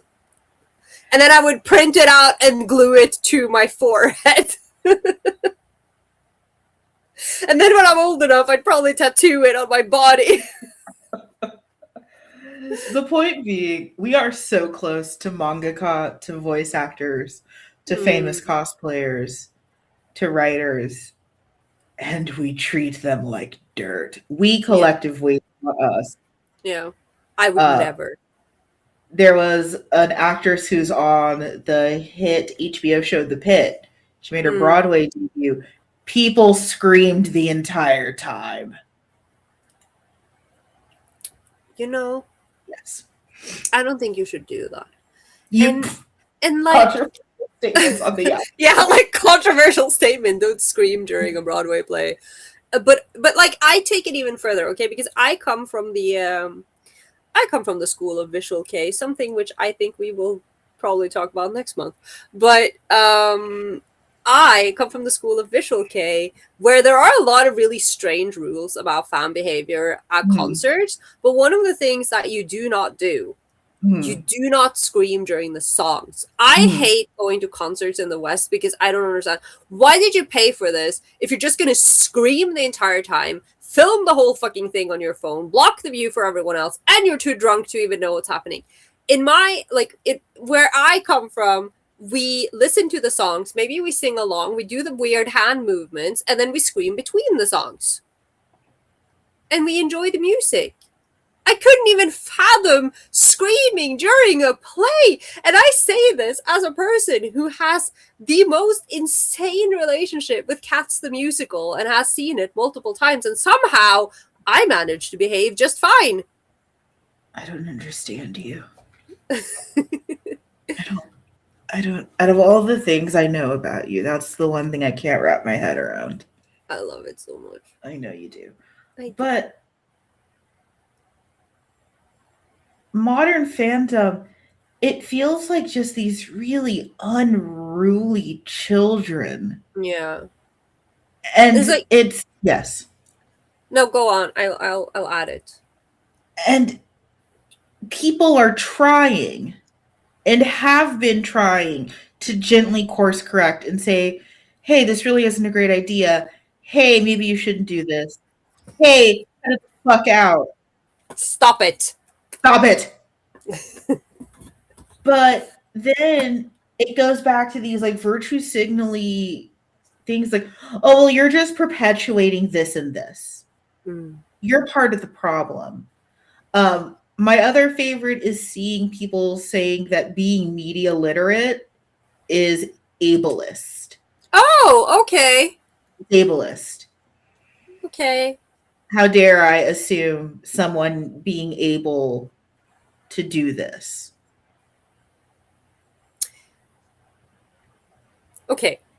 Thought experiment. Thought experiment. Okay. You are a small child. Yes. And you can't read.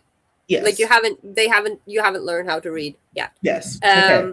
And as we all know, children's literature, at least back in the day when we were allowed to have children's literature that taught you lessons, you know, is made, shockingly, to teach lessons. This could be, you know, don't go with random strangers you meet on the street, or it can be, hey, you're not so different from that kid in your class, even though their skin is different from yours, or they wear different clothes than you, or whatever, like, you know. But you can't read, so someone has to tell you the story, and you get the moral of the story, right? Because you, like, even a child who's like 4 years old and can't read is able to understand, you know, for instance, you get the message that we are not so different, even though, you know, we come from different countries or whatever. Or you can say, trash. Yeah. Or, you know, you can say, like, you know, you read something and then a 4-year-old is capable of understanding that, okay, that happened in the book, but that can't happen in real life because that's just a book. So why can't an adult on the internet understand these things? Like, if it's ableist, I mean, a 4-year-old has a certain level of media literacy. Or is that not maybe not anymore, because they're all watching Cocomelon and their brains are ruined, but like, yeah, there's a literacy, like the children literally can't read. Yeah, no, I know. I do nothing else but watch these videos, like, but I'm just saying, like the children literally cannot read. But like the idea of having differing opinions, gone. You can't do that anymore. Something that was foundational to fandom in general, and particularly to BL fandom. Again, we exist because of an extended naval combat metaphor. So discussion, disagreeing, having to argue your point. All things that are core to being fans, you can't do anymore. The kids don't like it.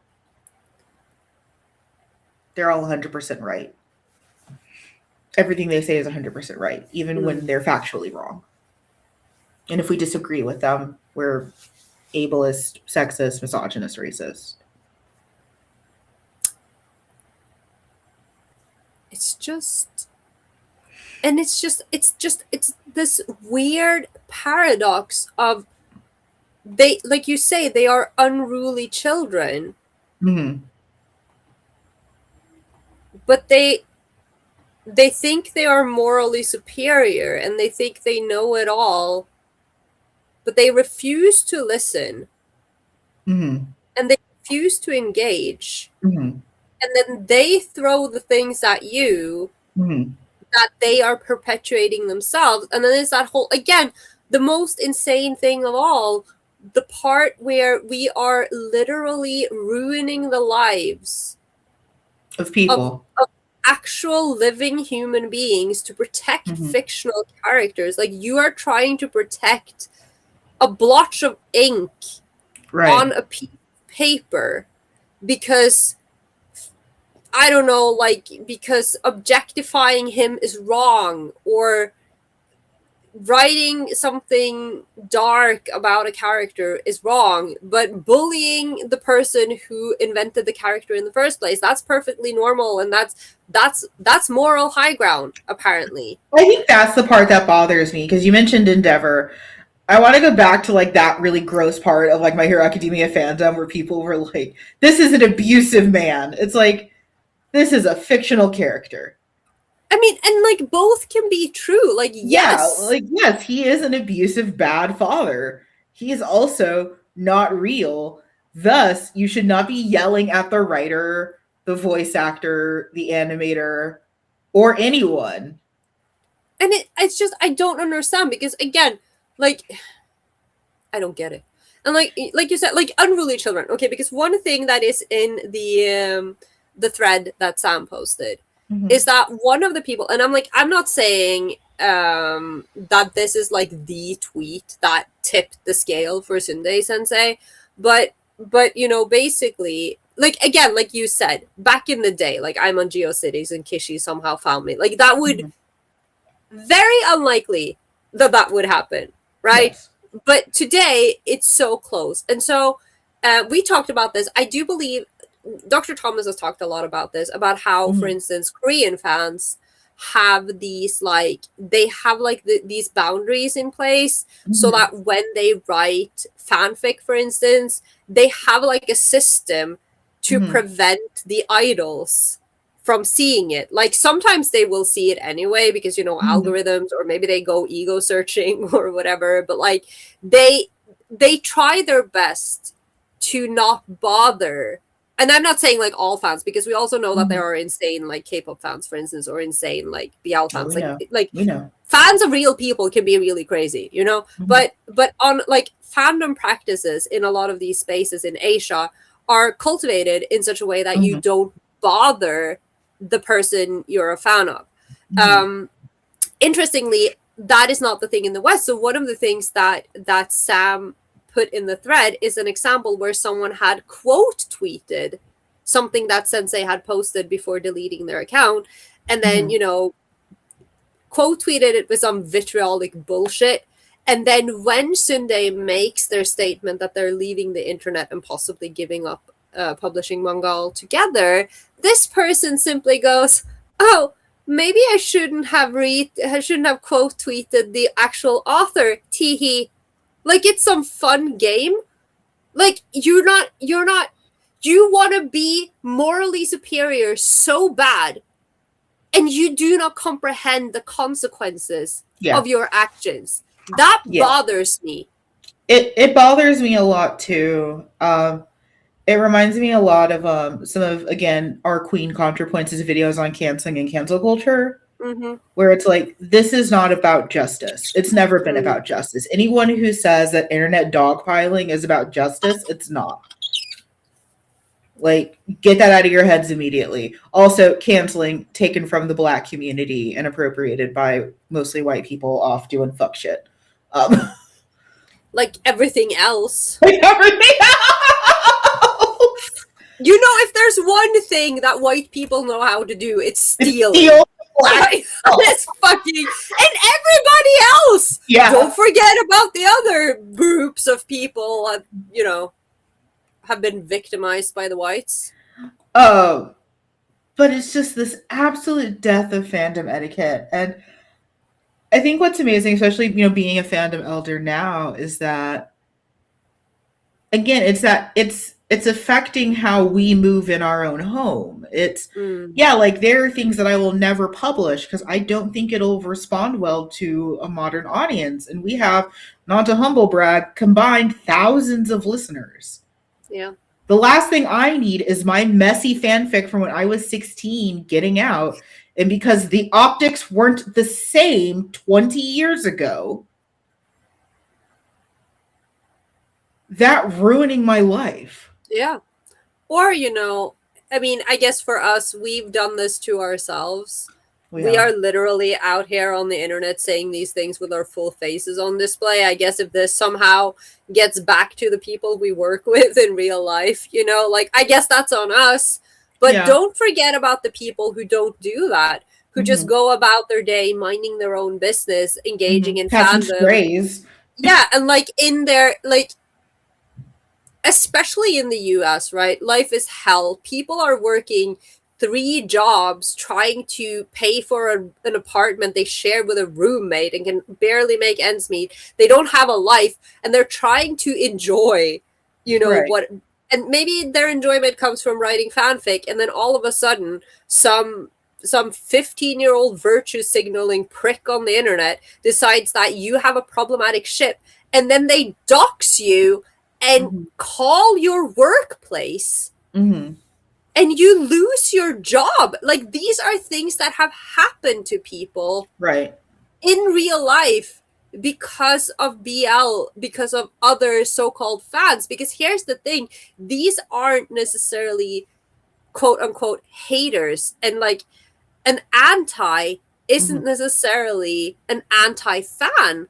Like, the call is coming from inside the house. Right. And I think what's so scary is that they think they're right. Yeah. It'd be one thing if it was trolling, because we had that back in the early days where it's like, oh, I'm doing this because I wish to do you harm. We had trolls. But it's the fact that they think that they're right. Yeah. That they think that this is justice. Yeah. That yelling at a voice actor, that being inappropriate, that doxing mangaka, that being really cruel, like in ways that are unnecessary. Like, Carola and I have had some strong opinions about manga and stuff on this podcast. Yeah.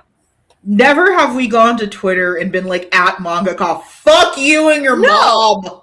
Like, we've never done that before. And it's like, even, you know, like, we talk so much about things that we don't like, you know, and again, like, you know, when we were talking about the Fuck Yes article, which again is about heated rivalry, and I have said so many times to people around me that if one more person asks me about the fucking hockey show, I will explode, you know, because I'm not.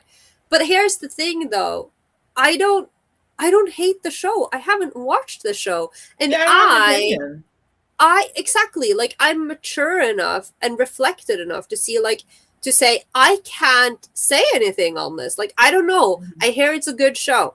I hear that the cast is great. I hear that the actors are like super fun and super charming, and people seem to really like them, you know? And I think that's great. And I think that if this gives people joy, that's great. What bothers me is the entire juggernaut around it that simultaneously undermines the history of queer and BL and, you know, fandom history, and also pulls up all of this, like, dredges up all of this old rehashed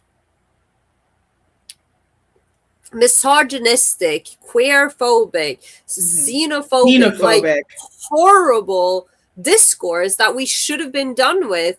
And then, you know, whatever my personal preference is, you know, again, I would have been all over this show if it was 2007, because I didn't have any other options, and I probably would have loved it.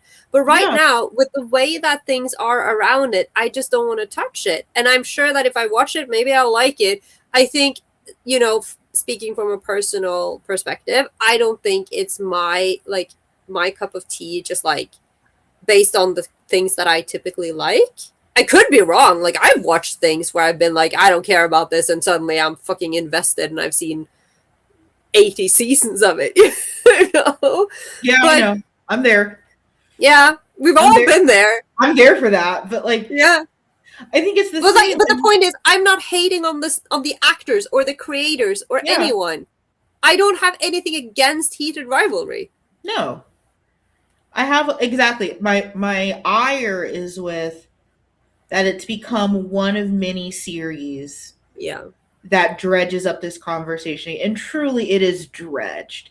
Yeah. We have been having these conversations for years as a fandom, as a community. And we put them to bed. We thought we put it to bed with Red, White, and Royal Blue. We thought we put it to bed with Heartstopper. We thought we put it to bed. And it's like, and it's exhausting, you know, because it's, again, like you said, we thought we put it to bed. And then there's also that thing about, like, you know, you mentioned Heartstopper. Like, we were there. Like, this was Heartstopper a few years ago. Mm-hmm. And you know, aside from, again, that the dredged and the dredged up conversations and all of the bad faith takes around it, there's also again that every time and this makes me sound like a contrarian, but that's not it. It's just, it's so exhausting to me that every time a Western show is queer and gains some sort of popularity, people are acting like they fucking invented the wheel, right? Yeah. And as if there aren't nations all over the globe producing great queer shows. Like, even like if you take something like Young Royals, you know, and I know that Young Royals has a big global following, but it's still a show that you have to watch with subtitles, or you have to watch strange dub. And I don't understand people watching, I don't know. Again, I like to watch Swedish things in Swedish, but like, I don't understand, why would you watch a dubbed live action show? You know, okay, you know, me being, I grew up in a subtitle culture, okay? But my point is, like, that's the thing. For a lot of people, subtitles is a giant hurdle, right? So something that doesn't come from an English-speaking country will always be inferior. And especially if it's from a non-white culture, like the Asian shows. And I am so exhausted with every single list that comes out with, these are the top 10 queer shows. And it's just the same fucking American shows that we've been hearing about for the past 30 years. And I mean, I love queer as folk. It's just the L word 5 times. I fucking, you know what? The L word. I can't. It's just, I hate that show so much. The list is just the L word 5 different times. Yeah. But like, no, you're right. Yeah. It's very frustrating. And I think like the xenophobia of it all is something that you've heard us talk about. I'd love to get like Sam on to talk about it further. Absolutely. So Sam, if you're listening, Sam, we love you. Because I think like the xenophobia is the part that, it's not that I can't wrap my head around it, but it's so insidious. Yeah. That I think a lot of younger fans aren't realizing that they're projecting it. I think they don't know that that's what they're doing. Like in the same way that we didn't know what we were doing was perpetuating misogyny. Yeah. I think they don't know they're perpetuating xenophobia. And I think, I mean, this note is so poor. I guess I wrote this like in the middle of the night or something. But I mean, in between all of these discussions, like we are always engaging with this kind of media, right? We are always always reading things, listening to intelligent people who know what they're talking about, you know, on these subjects. And so between all of the like fandom discourse or like fandom academics that I delve into, I also listen to a lot of other academics or read a lot of other academics. Same. And like I mentioned, I've been listening to the Monster and the Child podcast a lot lately. Love. So good. Highly recommend. And what keeps happening, regardless of what I'm listening to, like I could listen to a podcast about, you know, monsters and children in, you know, academic views on horror, for instance, or I could listen to a political podcast that talks about the situation in the US, or I could be talking about, like, I could be reading about any of these things. And one of the things that keeps popping up in all of these discourses is the same thing. It's the whole idea of the Christian values. And I have that in quotation, you know, where did it go? The Christian values that, you know, are especially being perpetuated now because the world is on one of those like weird revolutionary turns where everything's going to hell. Everything is getting more conservative and therefore worse before it gets better. And people are like, we've talked so much now about the virtue signaling and you know, how puritanical things are getting. But these kinds of things combined with the political situation, with the decline in literacy, in media literacy, all of these things, they lead to more moral panics, which lead to censorship. And guess what? Fascism. And if you are a child on the internet and you think in some good faith that you are just like, it sounds so far-fetched, but like if you're 16 years old and you're just like participating in fandom discussions on the internet, and you think that you're perpetuating good values because everything around you tells you that this is bad, therefore this is good, therefore I must do such. Of course you're not thinking that those are fascist values. Of course but not. when you look at the broad spectrum, that's where we're headed. Right. And like there's so much of me that can empathize with, being young and full of beans, and like, yeah, abuse is bad. Hell, I've been abused. Yeah. And sometimes seeing abusive characters is really upsetting because it reminds me of the abuse I suffered. Yeah. None of that makes it okay to be a real life shitbag. But it's just, I just genuinely, and I literally just listed off a bunch of reasons why this is happening, because we are getting dumber as a society. We are. We are getting stupider. But I genuinely believe that apart from a few bad eggs when we were younger, I feel like it was kind of like implicitly understood that even if you didn't like something, even if you didn't feel comfortable with something, flat out bullying and harassment was still wrong. Yeah. Like, I don't understand how we got here. No, it was still incorrect. I mean, it's a lot of bean soup culture. It's a lot of that. It's a lot of, well, if I personally don't like this, it shouldn't exist. It's a lot of tailored algorithms. I mean, I work in marketing. This is what I do. Yeah. As a part of my life. Trust me, I find it just as soulless as everyone else. People are like, "You have such a fun job." I am contributing to the decline of humanity. No, I do not. I am fully aware that I am helping march us into oblivion, and I hate it. I mean, you're just like sitting there, like shriveling up in a chair, and you're like, "Fun? Where?" Like, I love people who are like, "You have such a fun job." No, I don't. I am so violently aware that I'm actively contributing to the downfall of man. And I go to bed every night like Pontius Pilate after he condemned Jesus to death. Like, my hands are still bloody. I don't know what to do.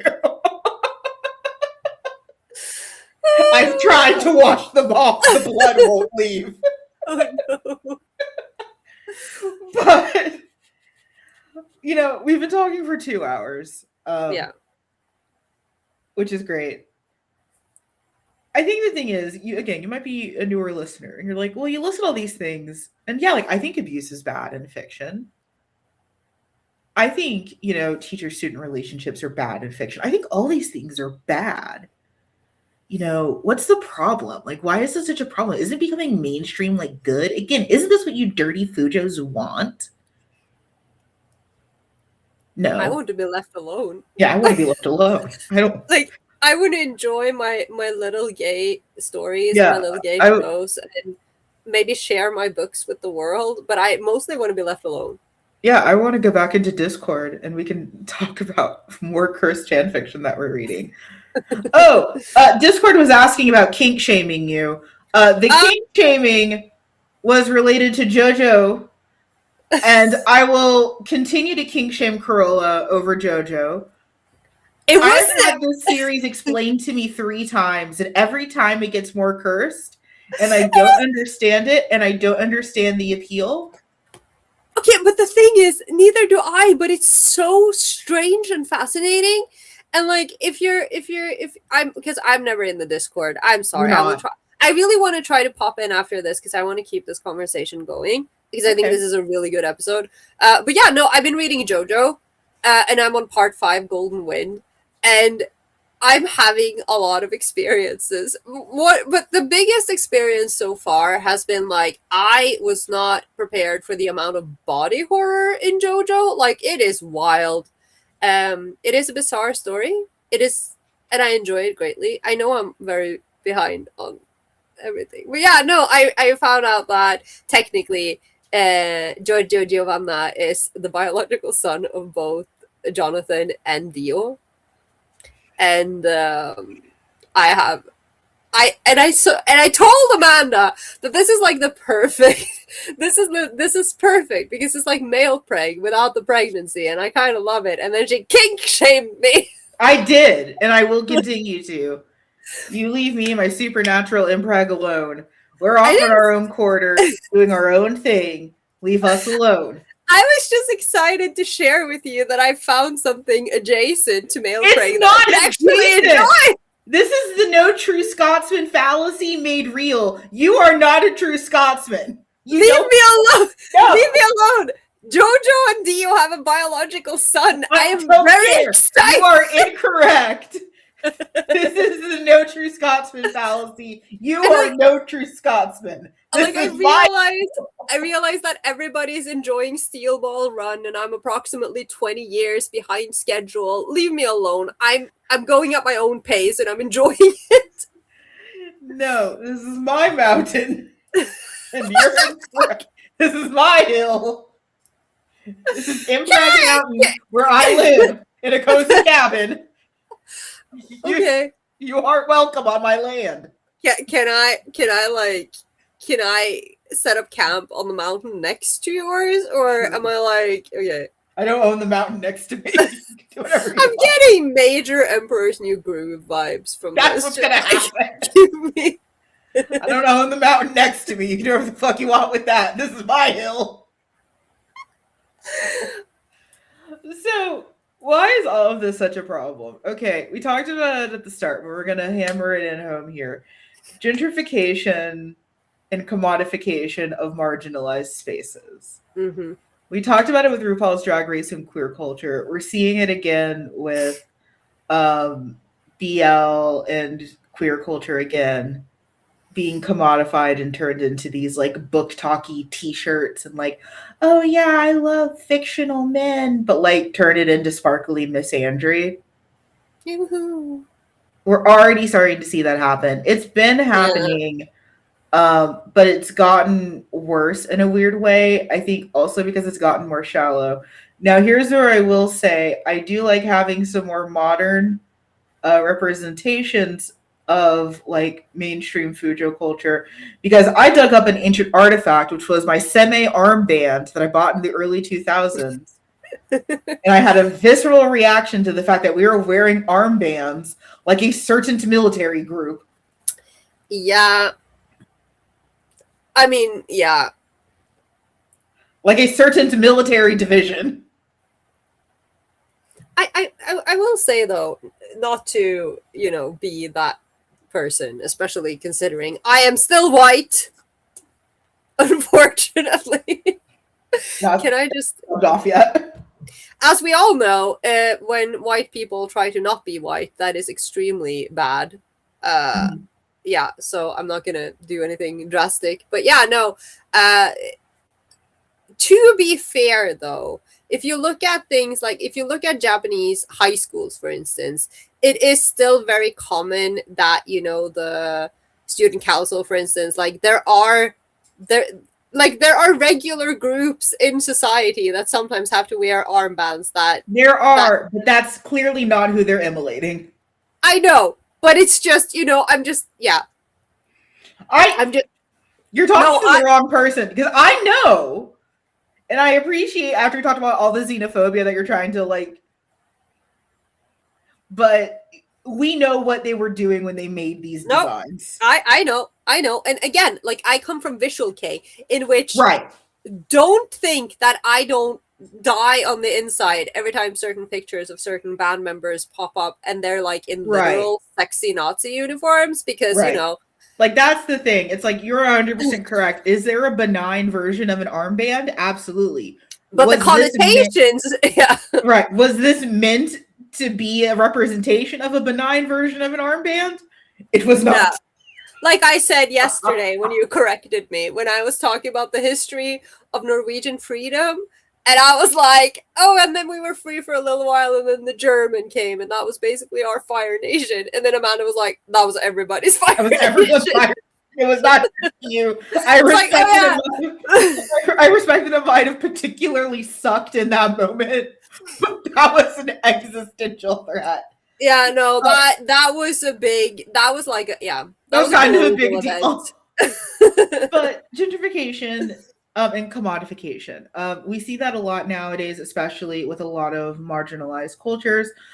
Black and African American culture has been commodified nearly to death. Please stop.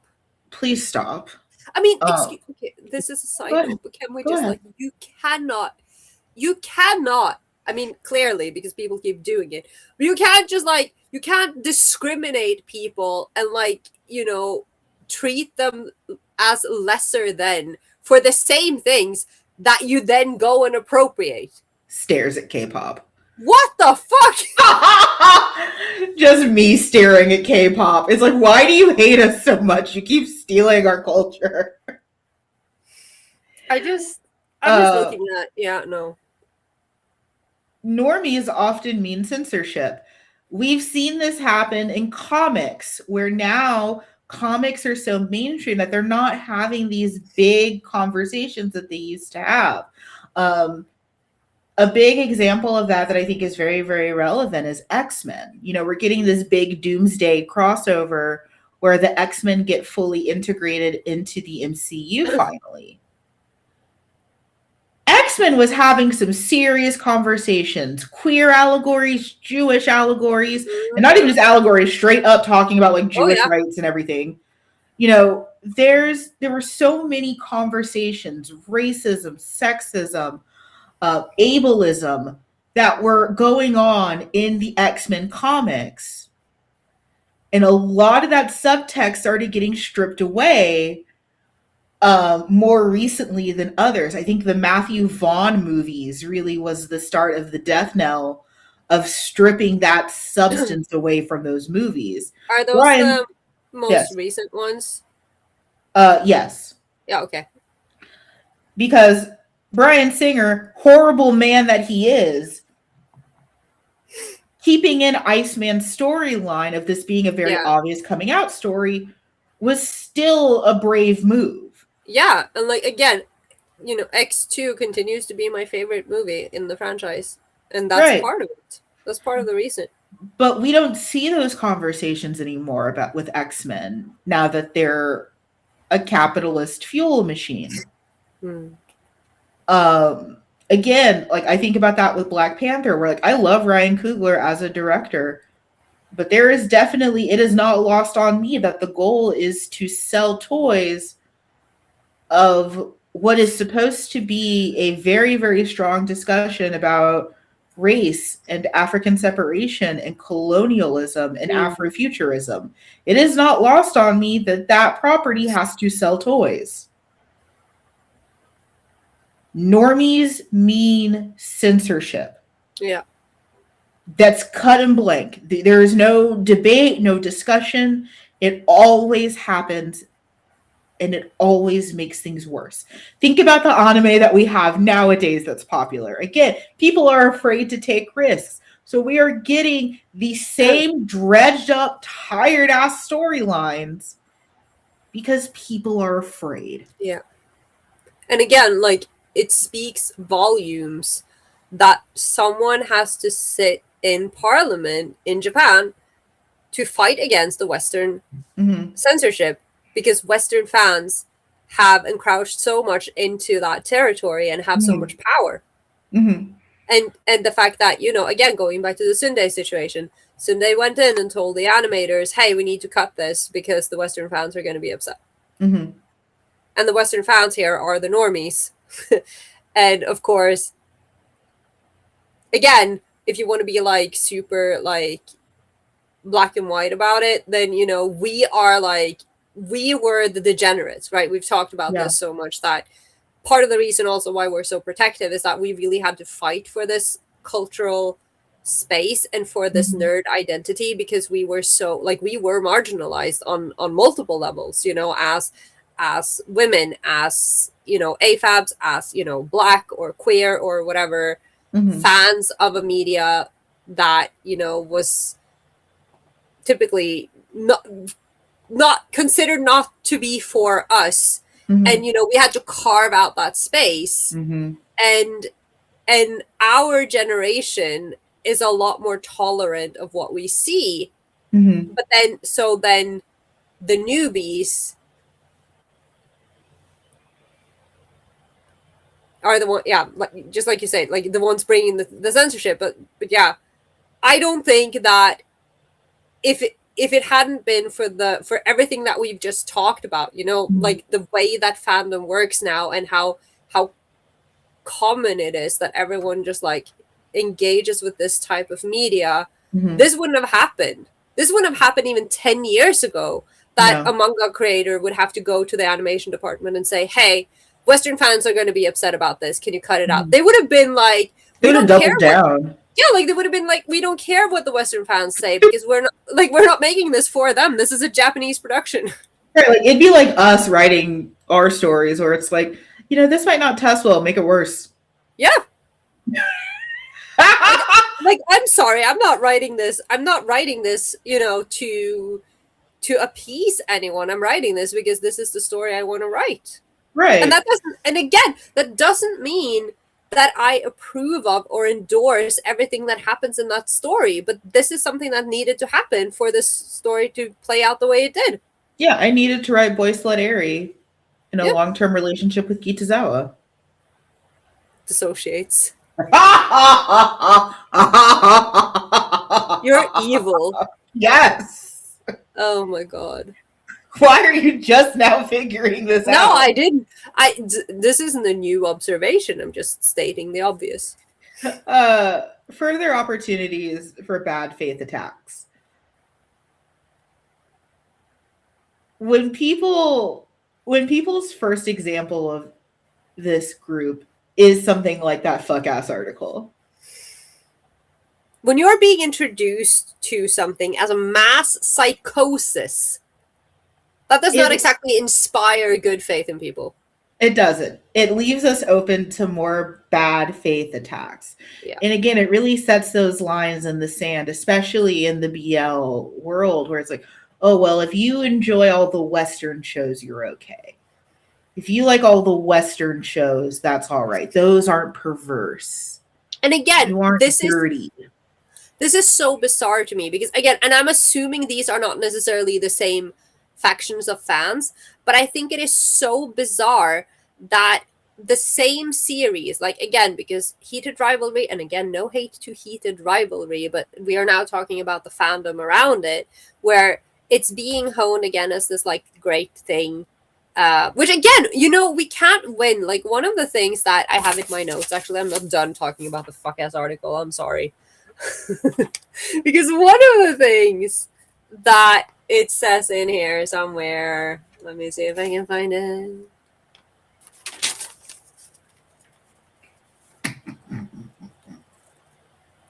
I wanted to quote it exactly the way it was written, but apparently, oh, there it is. Okay. So one of the things that they said in the article, right?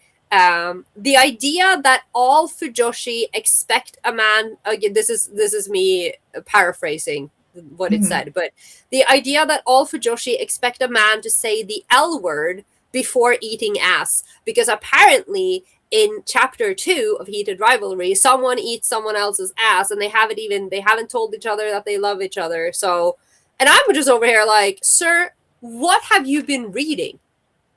Because we can't win either way, because either it's like, oh, the disgusting fujoshi only care about porn, or it's like, oh, but you know, in BL everything is rosy and they have to be so disgustingly in love before they fuck.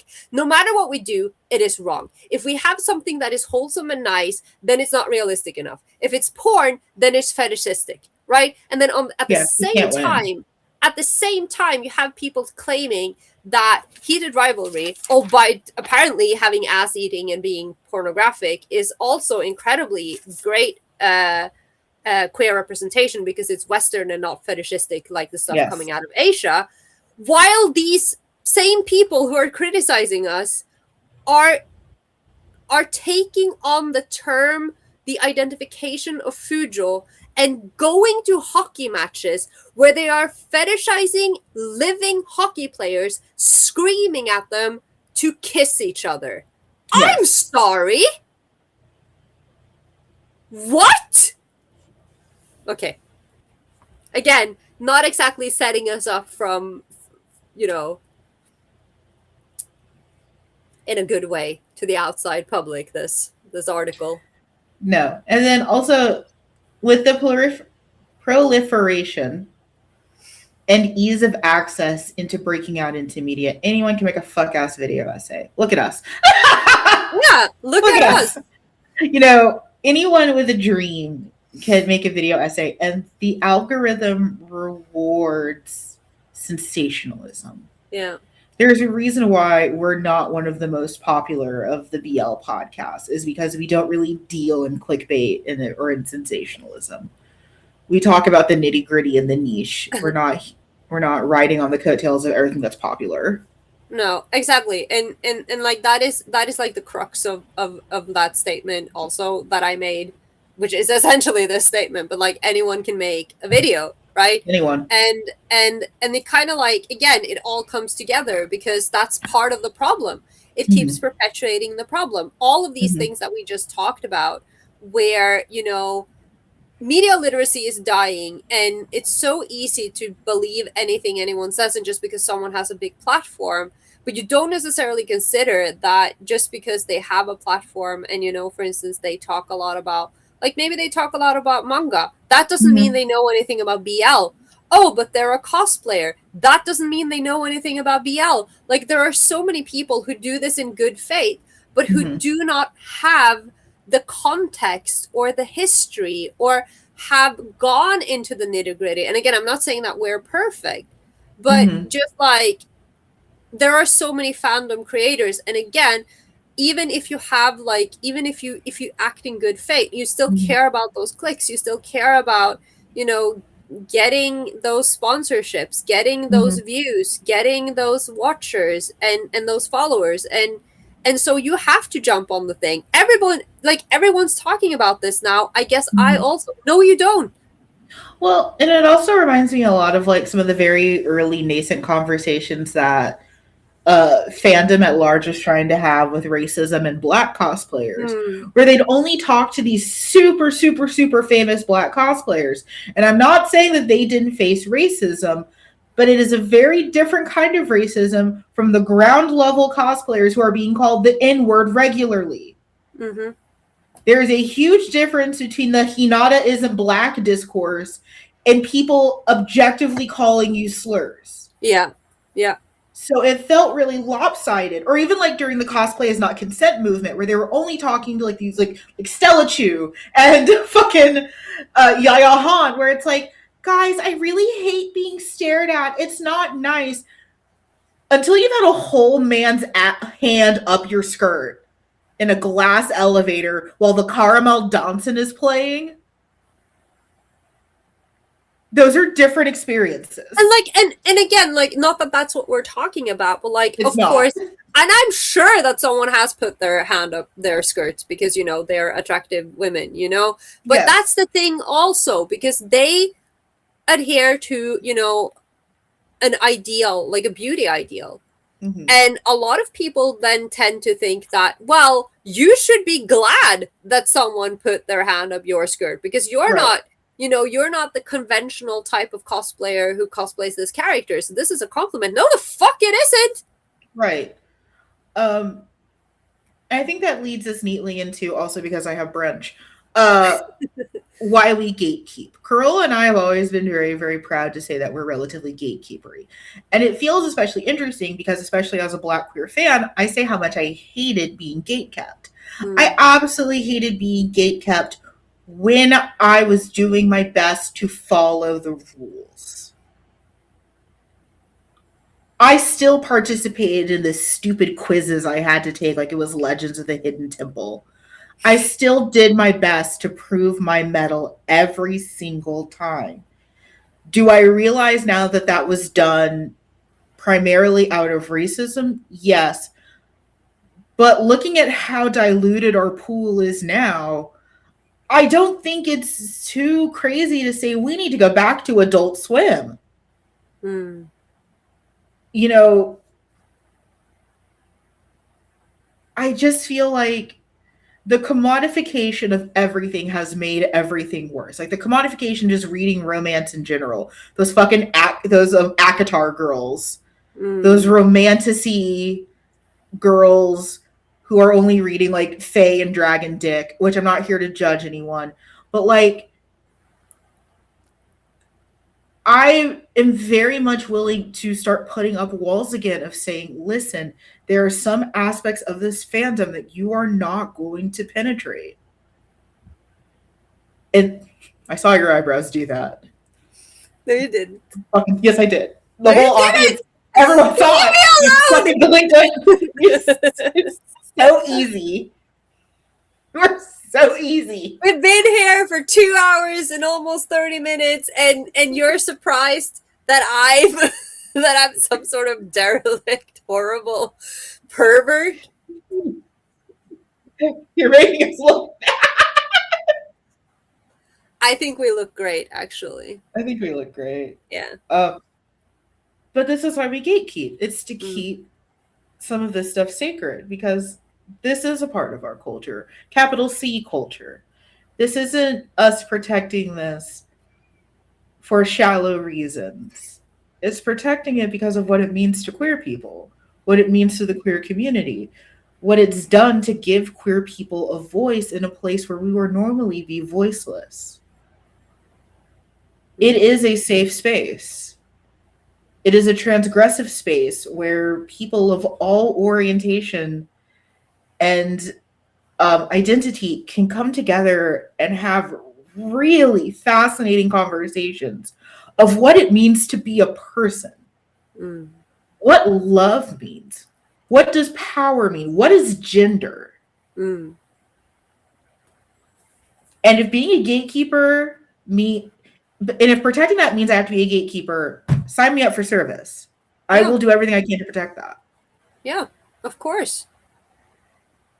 If it means saving these conversations that Dr. Thomas are having, that Dr. Welker are having, that Sam is having, that we're having, if it means being unapproachable and being a gatekeeper, where is my sword? I stand proudly at those gates. And it's like sometimes it can be as simple, in quotation marks, as just, protecting yourself.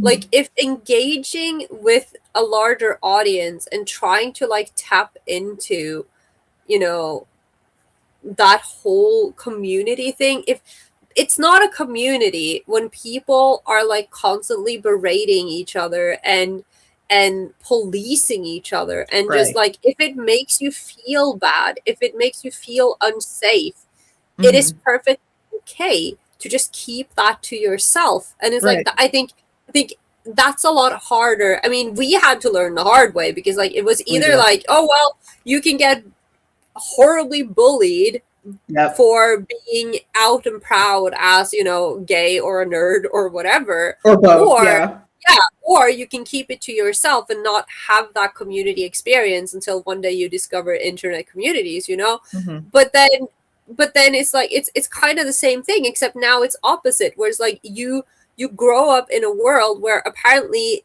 if you do not participate in everything the internet is doing and posting footage of it, it's like you didn't really live. You haven't been here. Like the FOMO is so deeply ingrained, especially in younger people, that they forget to protect themselves. And I think that sometimes, just log off, watch that show on your own, like make your own Discord group with your friends and scream about it there. Do what feels safe and good for you. No, 100%. Form your own opinions. Don't be afraid to have your own opinions, even unless those opinions are absolutely insane and evil. I mean, yes, true. I thought you were going to take that opportunity to shame me. No, not now. I get to break this episode. You get to break this episode. I mean, because after being compared to NG, I'm not sure this is a break. I don't want to, I just don't want to group you together with the people who think that, you are morally reprehensible because of your taste in fictional characters or fictional ships. I don't want to group. Morally reprehensible. No. There are other reasons. Exactly. There are other reasons why I'm morally reprehensible.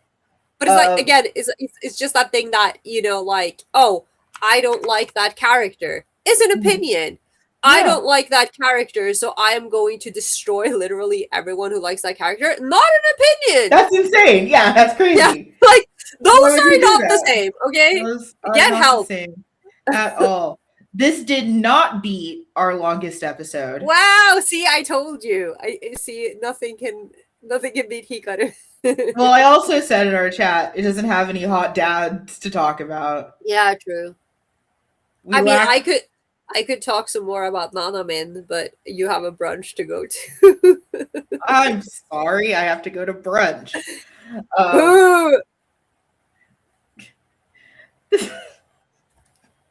This is the part of the show where we thank our patrons. Patrons help keep the metaphorical and physical lights on, as well as receive monthly exclusives. Lots of craziness happened over the last week that we might tell patrons about. Just a little peek behind the curtain. But we appreciate our oh God. Why? I'm just sharing the great man with you. Look at him, so angular. Oh, I love him. He's just made of angles. And anger. Sure. Okay. Patrons get exclusive videos once a month and help us make decisions on the podcast. This is where we thank our patrons, including Logan Ray, Anana Moore, Moons, Aria, Kenny, Koval, Sue, Amora Blue, and Lauren. Thank you so much for supporting the show. You will enable our insanity, and we greatly appreciate you for it. We are all over the social internet, including our Discord, where I live. And I occasionally pop in with something unhinged. And then departs into the woods again. I did try to engage last night, but no one was there, so. You did, and I appreciate it. Well, also, I wasn't there because I was with you. No one was there. So no one was there. I couldn't engage. I was with you. This is what happens when I try. But we are all over Instagram and Twitter. We're trying to leave. Please let us go to Blue Sky. We're trying so hard. Your engagement really helps us out a lot. Again, I mentioned we're definitely not one of the more famous of the BL podcasts. We also refuse to self-censor. I don't know if you heard, but we said a bunch of words. Yeah, we refuse to self-censor, and we also, we don't really trend hop, really. We talk about what we want to talk about. And if this one happens to be topical because it's on our hearts and minds, but we don't, just chase the new shiny thing. So your engagement helps us out a lot. We love comments. We read every single one of them. I will usually respond to them, but I know Carola sees them. I sometimes get notifications for them. You do. It's magical when the notifications work. I found our outline again in my junk folder yesterday. Brilliant. I don't know why why won't it just deliver them to me? I don't understand. I couldn't tell you. Carola, what are you doing next month? We are going to be answering a long time listener request. So we're going to talk about something that our listeners really want us to talk about, which might require some reading on our part. But we're going to be talking about real person fiction. We are. Yeah, real person fanfic. Real person fanfic is actually what connected me to Dr. Thomas after being on the Lovecast talking about real person fic. And then I got grouped into a Twitter chat with Dr. Thomas where I was trying my damnedest to be the most intellectual sounding I could because I was so determined to impress him. I was like, the intersectionality of this point and praxis and belief. I was trying so fucking hard to just throw out every academic term I had available. Because I wanted Dr. Thomas to yes, good point. But real person fiction is something that, again, it's been an undercurrent in a lot of episodes. We've talked about it a little bit. We've never dedicated the full hour, 2 hours to it. I think it's going to be very interesting to actually talk about. I think it is because I think our views are very much fueled by our history, which we came up in a very antagonistic world to this. Yeah, I mean, it absolutely existed. Again, my roots are a thing. Yeah, but yeah. So yeah, it'll be interesting to see how this works out for us, just because I think we have very, very different views, but not a lot of like lack of understanding. Like there's like both of us get where we're coming from. Yeah. And we have valid reasons to believe that. Also, get ready for me to talk about Destiel again. I am shocked. They had a reunion of the boys. Oh, it was so beautiful. Sam, Cass, and Dean were all together again, and the boys just doing drugs and murdering people. Oh my god. It's gorgeous. I don't even like the boys that much. I was just there. I'm happy for you. Thank you. Thank you so much for listening. You made it all the way this episode. Please keep the conversation going. We're going to link as many things as possible. We'll discuss a way to share like bigger things like articles and stuff, but I have to go to brunch. Yeah. Great job, everyone. Thank you for listening. Bye. Bye.